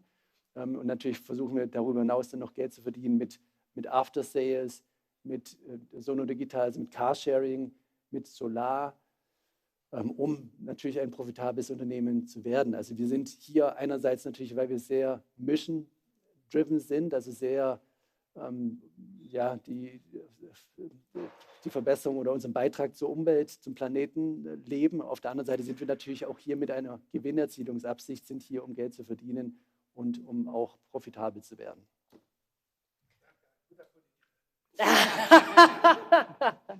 Danke, Thorsten, für deine Antwort. Und Wolfgang, das war ein spannender Kommentar. Gerne. Warte, das Mikro noch kurz und auch wieder Namen bitte und deine Reservierungsnummer. Also ich bin die Christina Kock, wir wohnen hier in München, bin seine Frau. Und meine Frage ist, wenn wir jetzt angenommen 25.000 € anzahlen, wie sicher ist das Geld, dass wir es, wenn es nicht klappt, wenn wir kein Auto bekommen, das Geld zurückbekommen? Du hast vorhin mein Mann hat ja eine ähnliche Frage gestellt, da hast du geantwortet, unser Ziel ist es, das Geld euch wieder zurückzuzahlen. Das reicht mir nicht aus. Ich danke dir. Also ich unterscheide noch mal ganz kurz. Wenn wir 75 Millionen € nicht erreichen. Gern kurz noch was dazu sagen. Ich frage mich, ihr habt ja praktisch auf der einen Seite das Auto und auch der Solarbereich. Ist der Autobereich, wenn das jetzt schief geht, durch den Solarbereich abgesichert? Kann man sagen, weil das läuft ja besser anscheinend. Das würde mich beruhigen, wenn ich wissen würde, okay, das ist damit abgesichert. Ja. Okay, danke dir. Also nochmal ganz kurze Unterscheidung. Wenn 75 Millionen € nicht erreicht werden, diese Mindestbarriere, dann je nach Zahlungsmethode, entweder ziehen wir das Geld gar nicht erst ein oder wir zahlen das eingezogene Geld zurück. Also alles, was jetzt eingezogen wird, unter 75 Millionen, kommt auf ein separates Konto, wird zurückgehalten und dann auch zurückbezahlt, wenn das nicht klappt. Was ich hoffe, wir kommen über die 75 Millionen € und arbeiten mit dem Geld. Sebastian hat es vorhin genannt. Man hat gesagt, bisher war das so einigermaßen immer zur Seite gelegt oder zumindest so, dass wir es hätten zurückzahlen können. Mit Blick nach vorne, wenn es schief geht, danach, im Worst Case wäre das Geld weg. Also ich kann es nicht garantieren. Dann würde ich mich mit anderen Unternehmen vergleichen, mit denen ich uns nicht vergleichen möchte. Somit nein, Worst Case, Geld wäre komplett weg. Worst Case einer Insolvenz, natürlich haben wir Gegenstände, Assets, die etwas wert sind, die hoffentlich viel wert sind, Patente beispielsweise, das Know-how, die IP, was bisher generiert wurde, auch teilweise Maschinen, die wir kaufen wollen, sind zu einem gewissen Teil drittverwendungsfähig, die können weiterverkauft werden, aber die Produktionsmaschinen, weniger die Werkzeuge, die nur für den Sion gemacht wurden, da wird es schwer, einen Käufer zu finden, außer jemand sagt, ich will das Projekt Sion weiterführen. Also somit, ganz offen und ehrlich, nee, Geld wäre weg. Also durch den Solarbereich ist es nicht abgesichert? Ja, das war der zweite Teil der Frage. Solar wächst sehr schnell und wir haben sehr ambitionierte Ziele für nächstes Jahr, für die kommenden Jahre. Somit die Frage wäre auch, wann wäre so ein Worst Case? Solar heute wäre nicht groß genug, nicht profitabel, um Sion in irgendeiner Hinsicht auch mitzutragen. Also somit nein, auch da kann ich dir keine Sicherheit geben. Ich kann nur das wiederholen, was ich vorhin gesagt habe. Wenn wir 100 Mio zusammen generieren, wird es viel leichter für uns, erneut mit Investoren zu sprechen und zu sagen, schaut euch das an, jetzt seid ihr wieder am Zug. Und je näher wir an Serienstart kommen, umso größer erwarte ich auch, dass das Interesse sein wird von den Investoren. Das ist ganz wichtig. Das haben wir schon einmal versprochen und dieses Versprechen konnten wir weitestgehend ja einhalten. Damals sind wir rausgegangen, haben 50 Millionen gesagt, wir finden weiteres Geld. Und ja, dieses Versprechen haben wir eingehalten. Wir haben 260 Millionen € zusätzlich finanziert durch Investoren. Jetzt müsst ihr euch überlegen, was passiert denn, wenn wir jetzt 100 Millionen einsammeln? Das wird uns so viel leichter fallen, jetzt weiteres Geld einzusammeln. Ja? Was kannst du Besseres einem Investor sagen, als, hey, da waren gerade eine kleine Gruppe von Menschen, die haben dieses Auto gerettet, weil sie es unbedingt haben wollen. Und die haben das voll angezahlt, weil sie daran glauben. 3.500 Menschen. Ey, es gibt kein besseres Überzeugungstäter als diese Kampagne, wenn sie erfolgreich ist. Dankeschön. Jetzt. Ja, genau, kannst das Mikro gleich hintergeben. Hallo, mein Name ist Annette.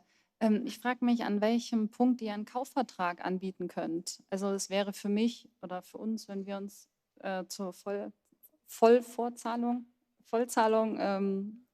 entscheiden, eigentlich der wichtigste Punkt, dass es dann auch ein Kaufvertrag ist, der ja auch belastbar ist. Okay.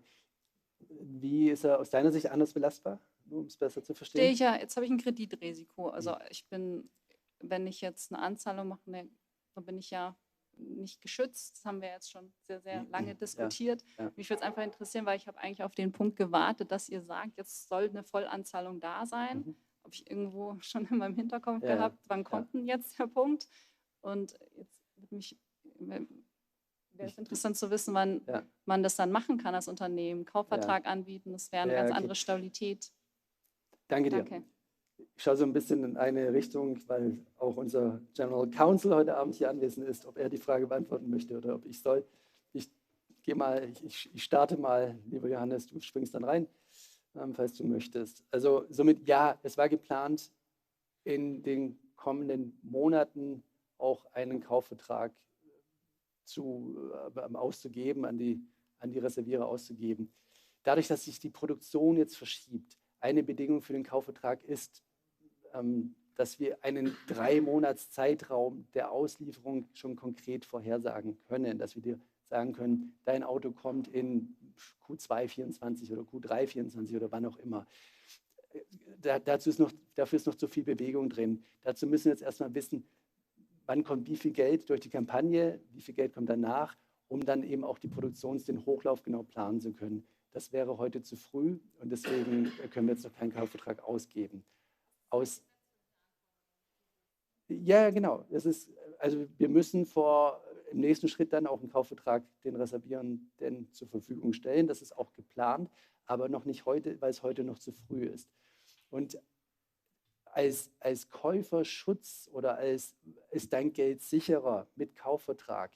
Ich muss mich nochmal schlau machen. Ich meine, nein. Ich meine, du hast das gleiche Risiko, ob du jetzt AGBs unterzeichnest, also eine Reservierungsvereinbarung, oder ob du einen Kaufvertrag abschließt.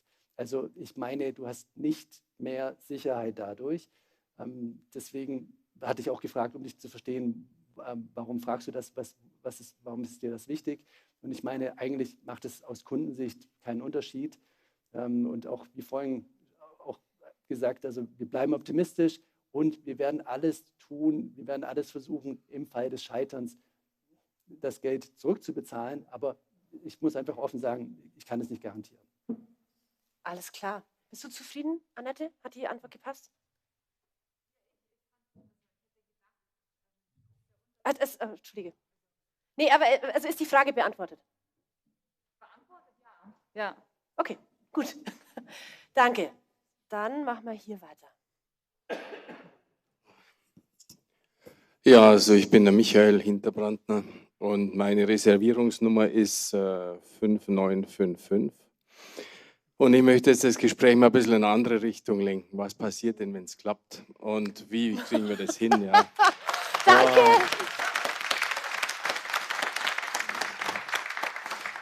Ich meine, das haben wir jetzt schon gehört. Nein, es gibt keinen Gürtel- und Hosenträger, dass das Geld auf jeden Fall wiederkommt und so weiter. Okay, danke. Die Sache ist die, also das mit den 3.500, ich denke, das ist schon zu schaffen. Das Geld ist ja grundsätzlich da. Wir haben ja 80 Jahre fast keinen Krieg. Und ja, ich meine, ein bisschen 1000 Kilometer östlich von uns, ein paar tausend Kilometer östlich von uns wird ja täglich, wenn nicht sogar stündlich, werden Werte vernichtet in ähnlicher Größenordnung. Die Bundeswehr soll das 1000-fache bekommen, um besser dazustehen. 100 Milliarden, nicht 100 Millionen. Naja, also und außerdem in der Zeitung steht, wir sind gerade hier so eine Generation von Erben. Also grundsätzlich meine ich, vor dem Hintergrund, was hier geboten wird, das Geld ist da. Man muss nur die richtigen Leute überzeugen, dass sie es investieren. Und ja, was ein Ferrari kostet, dafür kriege ich auch 10 Sions oder so ähnlich müsste das doch zu schaffen sein. Jetzt aber meine Frage zu den 3.500 und dem Rabatt auch. Ja. Also ich bin ja mit meiner Nummer, so 5955, noch einer von den ersten Reservierern, wo er dann 24.500, oder war das doch? 25.500. Minus 3 wären dann 22.500, was ich dann noch, okay. Also braucht ihr mich nicht überzeugen, ich würde ihn sofort morgen voll bezahlen. Der einzige Haken ist, ich habe ihn vor 3 Jahren schon bezahlt. Also wie gehen wir jetzt mit dieser Situation um? Ja? Ich habe die Sono-Punkte bekommen, natürlich, die gibt es jetzt vielleicht nicht mehr. Oder also wie sind da die Details? Oder muss ich noch einen neuen Sono kaufen und dann der Caritas spenden oder so ähnlich? Okay, also da hätte ich eine Antwort dazu, wie es im Detail läuft. Mit denen, die schon bezahlt haben, die 800, sind die 800 in den 3.500 überhaupt schon drin oder sollen die dann, wie auch immer? Vielen, vielen Dank erstmal.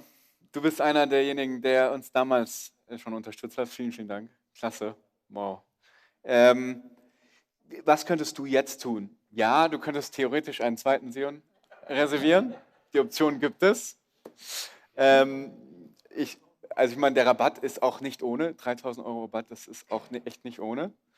Das zweite sind die Sono-Punkte. Du würdest nochmal zusätzlich Sono-Punkte bekommen. Auch nicht verkehrt. Und das dritte ist, du könntest aber auch ein Darlehen uns geben. Wir arbeiten gerade an einem kleinen, einem Mezzanin, wie heißt mir? Nachrangdarlehen. Ein Nachrangdarlehen, also von 0 bis 25.000 €. Und wenn du Interesse an einem größeren Betrag hast, kannst du auch eine E-Mail an uns schreiben. Es gibt eine E-Mail-Adresse auf der Website. Da kann jeder danach suchen, Investor Relations ir@sonomotors.com und uns da Interesse auch für größere Beträge geben. Das sind die 3 Optionen, die wir geben können. Grundsätzlich, ja, ich glaube auch an die 3.500 €. Weil ich will nochmal den Punkt sagen, wir alle wollen dieses Auto. Und wir alle haben wahrscheinlich irgendwo im Kopf schon damit gerechnet, in den nächsten 12 bis 18 Monaten dieses Geld auch zu bezahlen. Ja? Und es geht ja jetzt nur um dieses Risiko, uns dieses Geld früher zu geben. Es geht um dieses Risiko und da wollen wir so offen und ehrlich sein, auf der Transparenz-Webseiten, hier heute Abend euch zu sagen, das ist das Risiko, trefft selber eine Entscheidung, ob euch das Risiko wert ist oder nicht. Wenn es euch nicht wert ist, fein, dann gebt uns bitte dieses Geld nicht. Wenn es euch wert ist, dann lasst uns bitte diese 3.500 Sions erreichen. Vielen Dank.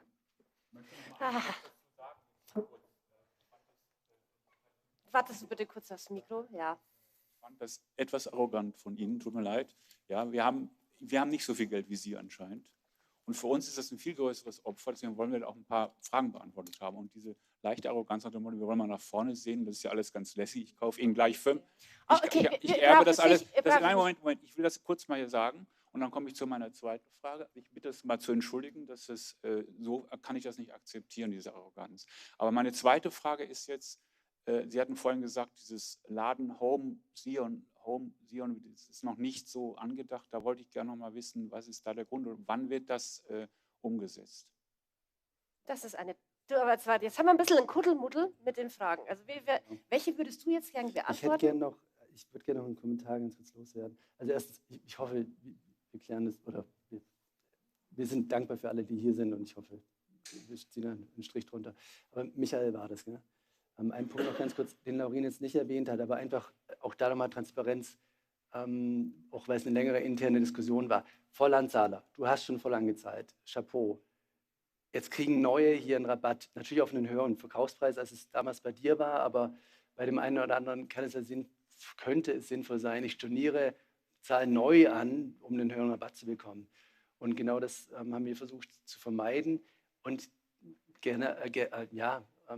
gewähren den Discount, den Rabatt auch für alle, die noch zum alten Preis anbezahlt haben, zu den 25.500 €, in der Hoffnung, dass da auch viele sagen, sie stocken auf, erhöhen den Betrag, damit nicht jemand auf die Idee kommt, ich storniere, reserviere neu, um dann an mehr Punkte zu kommen, mehr Rabatt zu bekommen. Das heißt, wir haben länger darüber diskutiert, weil gerade bei den alten Preisen natürlich die Marge so gering ist, dass es uns noch mehr wehtut, aber weil eben sehr viele noch zum alten Preis angezahlt haben, haben wir gesagt, wir wollen auch den alten Preis dennoch mit einem Rabatt incentivieren, wenn jemand jetzt so stark aufstockt, um den Preis voll anzuzahlen. Also auch du würdest rückwirkend nochmals zusätzlichen Rabatt bekommen.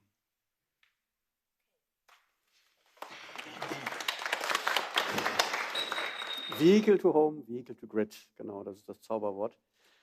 Wir planen, dass es komplett funktionsfähig ist Anfang 2024. Wir haben die Technologie anfangs ein Stück weit unterschätzt.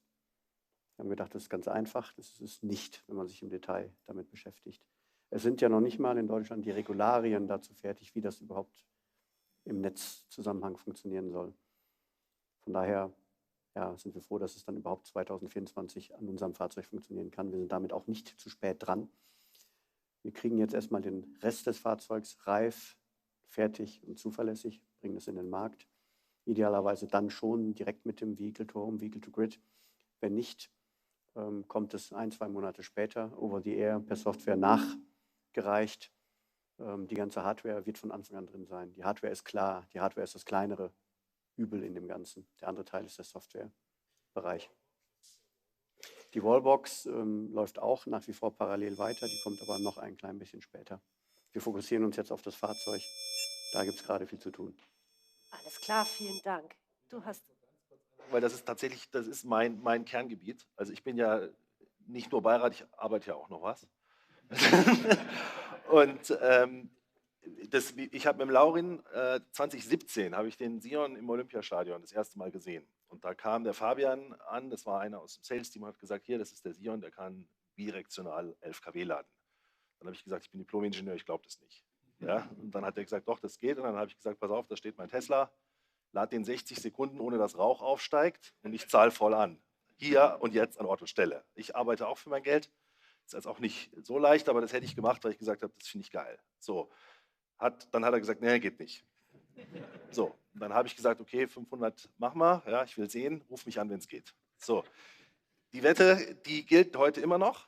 Wir haben vorhin gesehen, 3,7 kW einphasig. Ich kriege jetzt im Januar meine BD-Box, weil ich in dem Umfeld arbeite.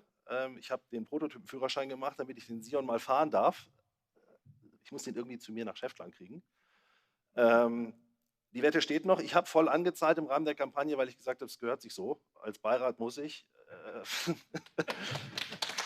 Aber die Challenge steht noch und der Markus weiß, der Druck ist hoch und wir werden das ausprobieren. An dem Thema sind wir dran. Ich bin tatsächlich sicher, dass es geht. Ich weiß, es ist ein Brett. 11 kW weiß ich nicht ganz. Ich würde mich heute auf 7 einigen, aber wenn Sie das schaffen, ist das ein Brett. Dann ist das echt was Gutes und es ist vor allen Dingen auch besser als die ganzen einphasigen, die wir im Moment sehen. Es ist ein sehr technisches Thema, aber in dem Fall glaube ich an den Markus, das kriegt er hin.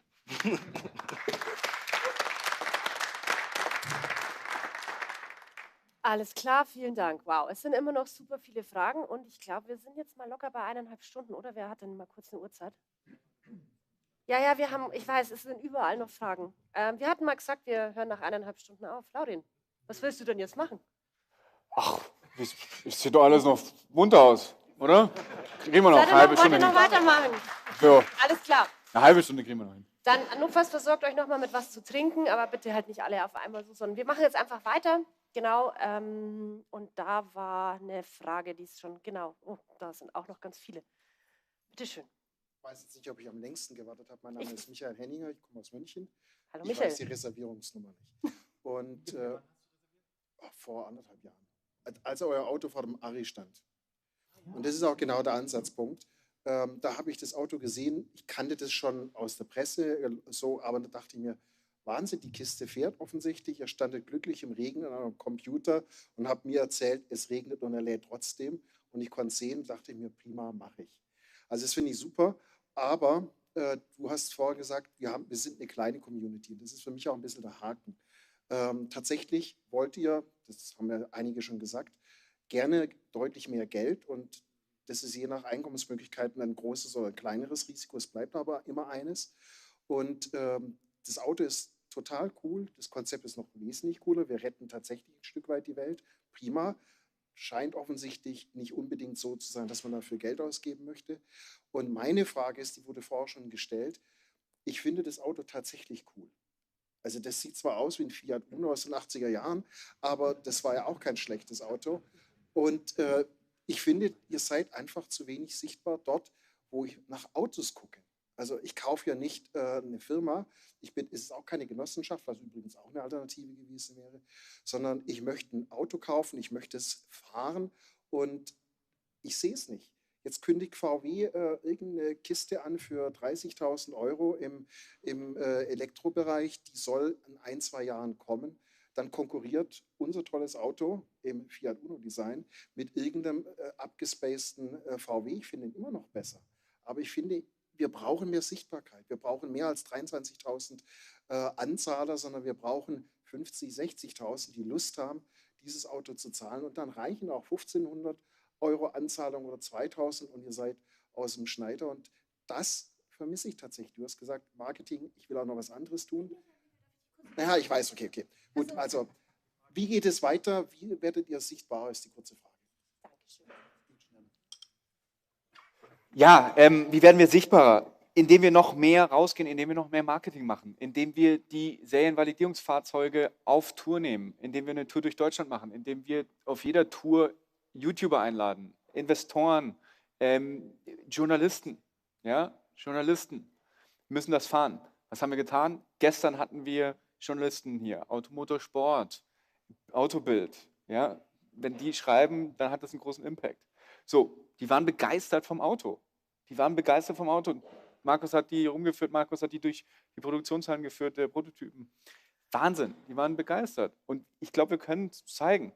Das Thema ist einfach nur, wir müssen auch ein Auto entwickeln und wir können nicht immer Markus und die ganzen Entwicklungsfahrzeuge wegziehen. Das heißt, wir haben nur aktuell 2 Fahrzeuge für Marketingzwecke und mit denen touren wir jetzt durch Deutschland und wollen gleich im Anschluss nach der Kampagne auch in andere Länder, neue Länder.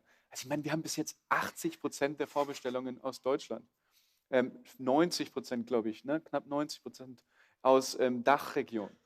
Das heißt, eigentlich ist da draußen in Spanien, in Portugal, Frankreich, Italien ja noch so viel mehr Potenzial. Und das wollen wir tun, das wollen wir nächstes Jahr tun. Aber jetzt auf die Kurzfristigkeit hat es halt jetzt nicht funktioniert. Alles klar, vielen Dank. Nochmal eine Frage aus dem Netz. Gibt es was? Es gibt noch eine Frage, das war natürlich auch nochmal, ob ihr nochmal erklären könnt mit den alten Reservierern, ob die jetzt dann schlechter gestellt sind durch die Kampagne, also alle, die zum Beispiel schon früher voll angezahlt haben. Die Frage war ja vorhin auch schon, weil die sind ja schon länger im Risiko. Die Neuen kommen jetzt dazu, die Alten sind lange dabei. Wie stehen die bei Sono-Punkten und mit den Rabatten? Ja. Thorsten hat es vorhin angesprochen. Also da geben wir auch noch ein Update, weil Ziel ist auf jeden Fall, die nicht schlechter zu zahlen. Also wer da gerade noch überlegt, da kommt noch was, dabei belassen wir es nicht. Ne? Also wir schätzen es ja unglaublich, wenn jemand mit uns ist seit vielen, vielen Jahren. Deswegen kurze Antwort, da kommt noch was. Gut. Wow, danke. Entschuldigung, ich habe es gar nicht so genau zugehört, weil ich so überrascht war, dass es so schnell vorbei ist. Sorry. Jetzt schaue ich natürlich in die Richtung. Ich glaube, ich schaue auch immer in die gleiche Richtung. Danke. Danke für den Hinweis. Ja. Also, ich bin die Conny Kahn, ich komme aus Reutlingen und ich habe Nummer 4007. Hallo Nicole. Und in Reutlingen gibt es ja auch Bosch und Bosch hat ja auch eine Stiftung und da habe ich auch schon mal mich gefragt, ob ihr auch da mal gefragt habt, ob die nicht euch unterstützen können. Conny, habe ich es richtig gehört, oder? Okay. Nicole oder Conny? Conny. Okay. Danke für die Frage. Zu Bosch, zur Stiftung kann ich jetzt nichts Spezielles sagen, aber ich würde deine Frage nutzen. Also ich nehme das gerne mit, aber gerne auch nochmal an euch heute Abend hier und auch an die noch am Laptop zuschauen oder zu Hause zuschauen, wenn ihr weitere Ideen habt, die ihr mitteilen wollt oder ein Intro machen könnt, wenn jemand kennt bei solchen Stiftungen oder anderen mit Zugang zu größerem Kapital, schickt eine E-Mail an invest@sonomotors.de. Dann können wir, oder .com, ich glaube, beides kommt an, aber danke, dann können wir dem nachgehen. Also wenn ihr sagt, Mensch, ich kann helfen, ich kenne da jemanden, herzlich gerne. Wir haben viel probiert, haben auch noch Gespräche in vielerlei Richtung, aber solltest du jemanden kennen oder jemand von euch, meldet euch gerne. Dankeschön. Ist klar. Dann machen wir mal da hinten weiter, bei dem Herrn. Ja, hallo, mein Name ist Frank Lattermann. Ich bin bisher mit 500 € investiert, damals zu dem günstigen Einkaufspreis. Überlege jetzt wesentlich mehr Geld zu investieren, was für mich kein Papierkram ist, keine Kleinigkeit. Das ist für mich massives Geld, was ich jetzt investieren will. Ich will es. Ich frage mich, ihr habt 150 Partner. 147 davon sind begeistert. Wie viele davon sind eure Aktionäre? Das sind die Fachleute, die eure Technik, ich kann sie nicht beurteilen. Ich glaube eurer Darstellung, ich bin davon begeistert. Wie viel von den 147 begeisterten Firmenpartnern sind bei euch investiert? Wer mag denn die Antworten nehmen? Thorsten? Schaust Also, denkend. ja, danke dir für die Frage. Also auch danke, dass du überlegst, mehr zu investieren und eine höhere Anzahlung zu machen. Weiß ich zu schätzen. Dankeschön. Partnern, also du sprichst von Bosch, von Continental, Vitesco und Co., wenn ich dich richtig verstanden habe, also mit denen wir zusammenarbeiten, Partner und Lieferanten etc. Ich bin mir nicht sicher, wie viele investiert haben. Teilweise ist es auch nicht öffentlich bekannt. Ich gehe davon aus, sehr, sehr wenige. Und das ist ein bisschen komplizierter. Warum investiert ein Bosch nicht oder ein Continental oder wer auch immer, Continental nicht? Und ich schließe es nicht aus, dass sie investieren oder investieren könnten. Aber sehr häufig ist es bei Lieferanten, bei Tier 1 Automobillieferanten so, dass sie nicht in ein OEM, in einen Automobilkonzern investieren wollen, weil wenn sie bei uns investieren und wir im Wettbewerb sind mit anderen großen deutschen oder europäischen Playern, dann kann es sein, dass eben jemand mit etwas mehr Marktmacht einen Tritt in den Hintern gibt und sagt, sag mal, was macht ihr da, warum investiert ihr in Sono, die stehen ja mit uns im Wettbewerb.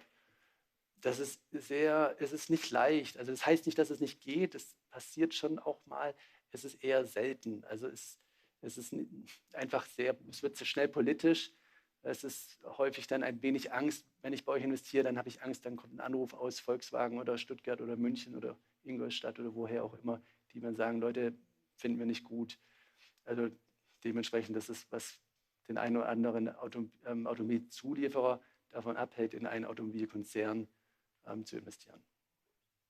Vielleicht trotzdem an der Stelle, um eine Lanze zu brechen für die. Nicht? Also Investition ist die eine Sache und doch schätzen wir die Partner auch dafür, dass sie in harten Zeiten zu uns stehen, dass sie teilweise Leistungen für uns erbringen, auch wenn wir gerade sagen, so wie 2019 zum Beispiel, mussten wir auch sagen, hey, wir können euch gerade nicht bezahlen. Nicht? Also diese Situation gab es und viele von denen gehen mit uns mit.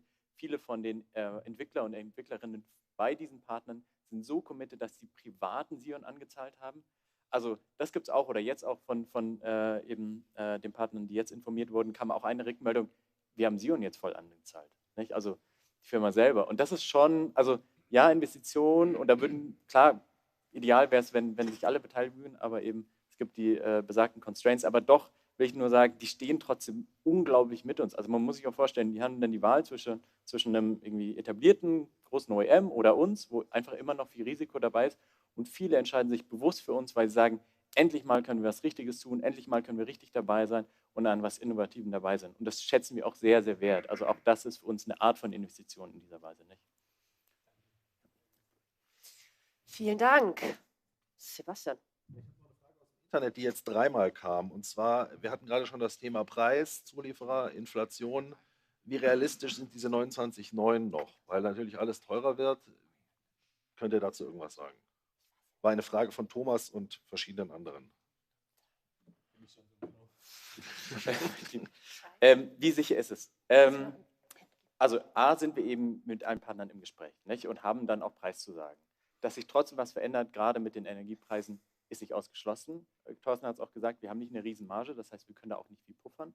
Unsere Strategie war aber immer, damit offen umzugehen und zu der aktuellen Situation, gerade auch, weil wir sehr konkret ja mit dem Auftragsfertiger, mit Valmet, die Zahlen vor uns haben, können wir sagen, ja, bei diesem Preis wird es bleiben. Falls nicht, falls sich die Lage ändern sollte, werden wir es natürlich kommunizieren. Und was wir aber gleichzeitig auch machen, ist, immer dafür einzustehen, zu sagen, wir schätzen ja auch Loyalität. Ja, also einen Rabatt zu gewähren, eben noch zum Preis wie 25.500. Auch das natürlich müssen wir mit einkalkulieren und haben wir getan. Aber wollen wir, weil wir zeigen wollen, dass es uns sehr viel wert, wenn Menschen mit uns den ganzen Weg gehen. Nicht? Also so viel dazu, wie wir dazu stehen. Und gut. Okay, wir haben da hinten eine Frage. Danke. Also, mein Name ist Federico, ich komme aus Starnberg und ich wollte fragen, ob würde dieses Auto eine Sondergenehmigung kriegen, damit Leute, die unter 18 sind, es auch fahren dürfen? Wow, vielen Dank für die Frage. Wer kann die von uns beantworten? Das fällt wahrscheinlich am ehesten in meinen Bereich, Homologation, Typzulassung. Also ich kenne den Führerschein mit 17 unter Begleitung von Erwachsenen. Das sollte kein Problem sein. Ich weiß gar nicht, ob es das in Bayern gibt. Ja, gibt's, Warte ne? mal, ich glaube, Aber per se wird dieses Fahrzeug jetzt nicht aufgrund seiner Fahrzeugeigenschaften für Menschen unter 17 Jahren sonderzugelassen. Das ist nicht geplant. Also wir versuchen das Fahrzeug jetzt erstmal einfach zu halten. Es ist eine Variante. Diese eine Variante kann ja schon genug. Ja. Sie kann sich über die Sonne aufladen, sie kann bidirektional den Hochvoltstrom hin und her spielen und es kann halt auch noch fahren, ja, und auch noch ein paar andere Dinge. Aber ja, das ist wahrscheinlich dann ein bisschen zu viel. Wenn auf die Straße kommt, wirst du hoffentlich schon 18 sein. Ich hoffe jetzt nicht, dass du zu jung bist und ich hier gerade einen zu langen SOP verspreche. Nein, ich gehe mal davon aus, du bist irgendwas zwischen 16 und 18 Jahre alt. Oh, du bist 14. Okay. Nein, dann musst du wahrscheinlich noch ein bisschen warten. Don't do it. Nee, Claudia, das ist gefährlich. Okay. Danke, Federico. Ist deine Frage gut genug beantwortet?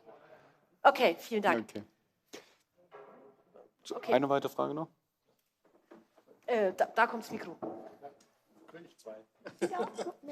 Also mein Name ist Walter Hinz. Ich habe irgendeine Reservierungsnummer mit 2000.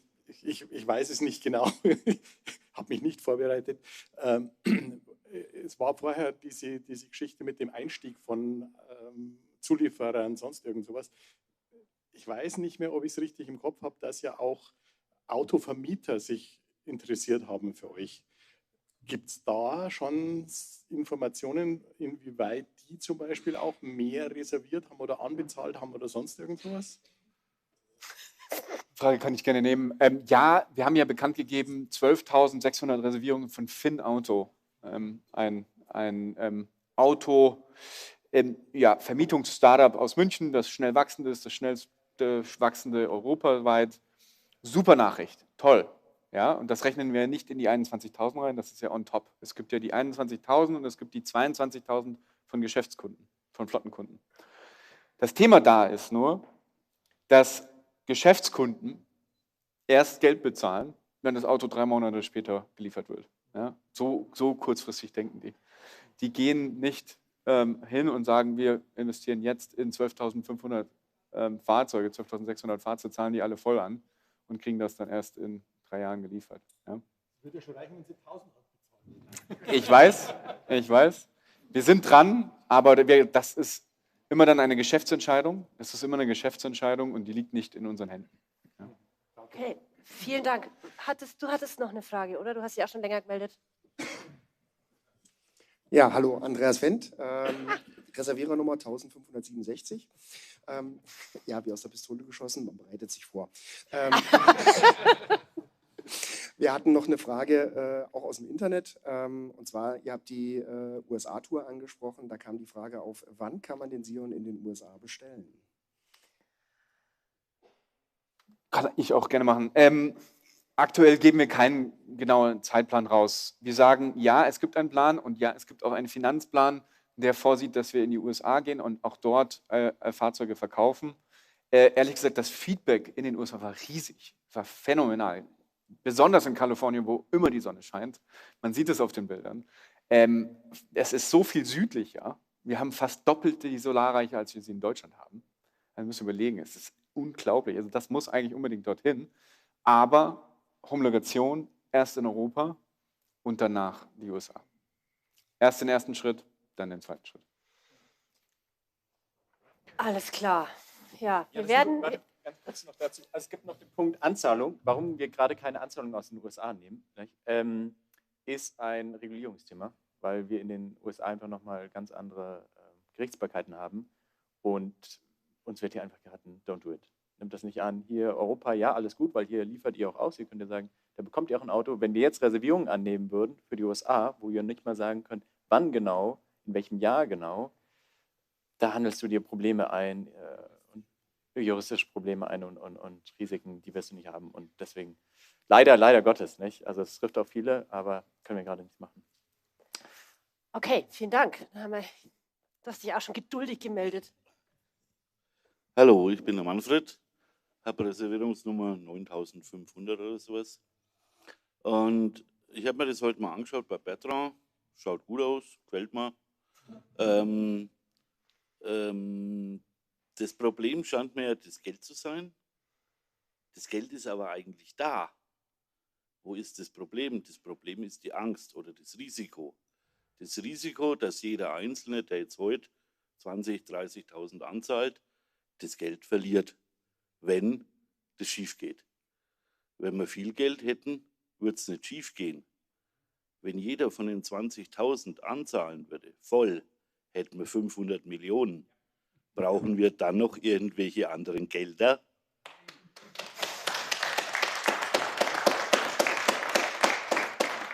Also wir können uns selber absichern gegen das Risiko, indem alle 20.000 voll anzahlen. Meine Frage, wie viele Tesla-Leute haben angezahlt für den Roadster und wie hoch war die Anzahlung? War die sarkastisch? 100.000, okay. Die Anzahlung. Wie viele, weiß ich nicht. Okay, vielen Dank. Du willst wahrscheinlich auch, gell? Du siehst auch schon so, oh, der Manfred, der hat den Nagel auf den Kopf getroffen. Also Laurin zittert genauso wie ich, weil ja, das ist, was wir versuchen euch zu sagen. Wir verstehen die Angst. Es ist viel Geld für viele von uns, für viele von euch echt viel Geld ans Risiko zu gehen. Und zugleich ist genau, was wir auch spüren und deswegen habe ich auch deine Körpersprache gesehen, Mensch, da regt sich was. Weil wir meinen, wir schaffen das, wir wollen das schaffen, wir wollen kämpfen und wenn wir euch davon überzeugen, der Sion ist hier, der funktioniert, der ist toll. Und wenn wir das schaffen, nicht nur euch davon zu überzeugen, deswegen die Deutschland-Tour, deswegen die Gespräche mit der Presse, die gestern stattgefunden haben, hoffentlich noch viel mehr Presse und der Appell an euch, tragt es raus, sagt, dass ihr hier wart, sagt, dass ihr den Dialog verfolgt habt, das Auto gesehen habt, geht es anschauen, fühlt es, weil dann schaffen wir das. Und deswegen wollen wir auch den Incentive, den Rabatt zu Beginn höher machen, weil wir sagen, wartet nicht, lasst uns sehen, wo wir stehen in dieser Kampagne, helft uns mit Transparenz, mit dem Commitment und wir wissen es zu schätzen. Also wir brennen dafür, kämpfen dafür. Danke dir. Dankeschön. Okay, ich sehe euch alle und ich weiß, ihr habt sicher noch fantastische Fragen. Wir haben auch noch ein hartes Programm vor uns, die nächsten 48 Tage, 47, wie viel sind es? 47 ab jetzt.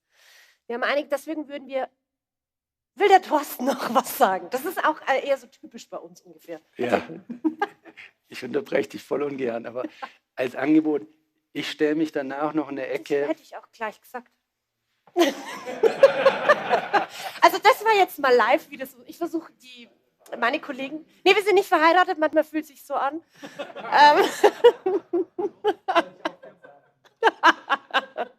Ja, nee, also ich mache das normalerweise auch, dass ich da viel moderiere, deswegen den Kreis und deswegen kennen wir uns ganz gut und haben eine ganz gute Dynamik. Danke.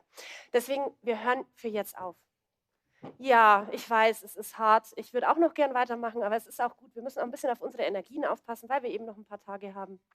Doch, das geht. Fantastisch. Schön, dass ihr da wart. Auch draußen am Bildschirm. Fantastisch schön. Es war ein super Auftakt, ein erster Auftakt. Auch ein Dank an euch 4. Ihr habt es fantastisch gemacht. Es hat richtig viel Spaß gemacht. Wenn ihr noch Fragen habt, die wir jetzt nicht beantworten können, wir bleiben noch da. Ihr könnt uns noch Fragen stellen. Schreibt uns eine E-Mail oder ruft uns an. Wir geben uns Mühe, wir bauen das gerade alles auf. Wir haben innerhalb von 3 Wochen diese Kampagne auf die Beine gestellt. Da haben ganz viele Kollegen ganz viel Arbeit geleistet. Und in diesem Sinne sage ich dann, danke und Servus.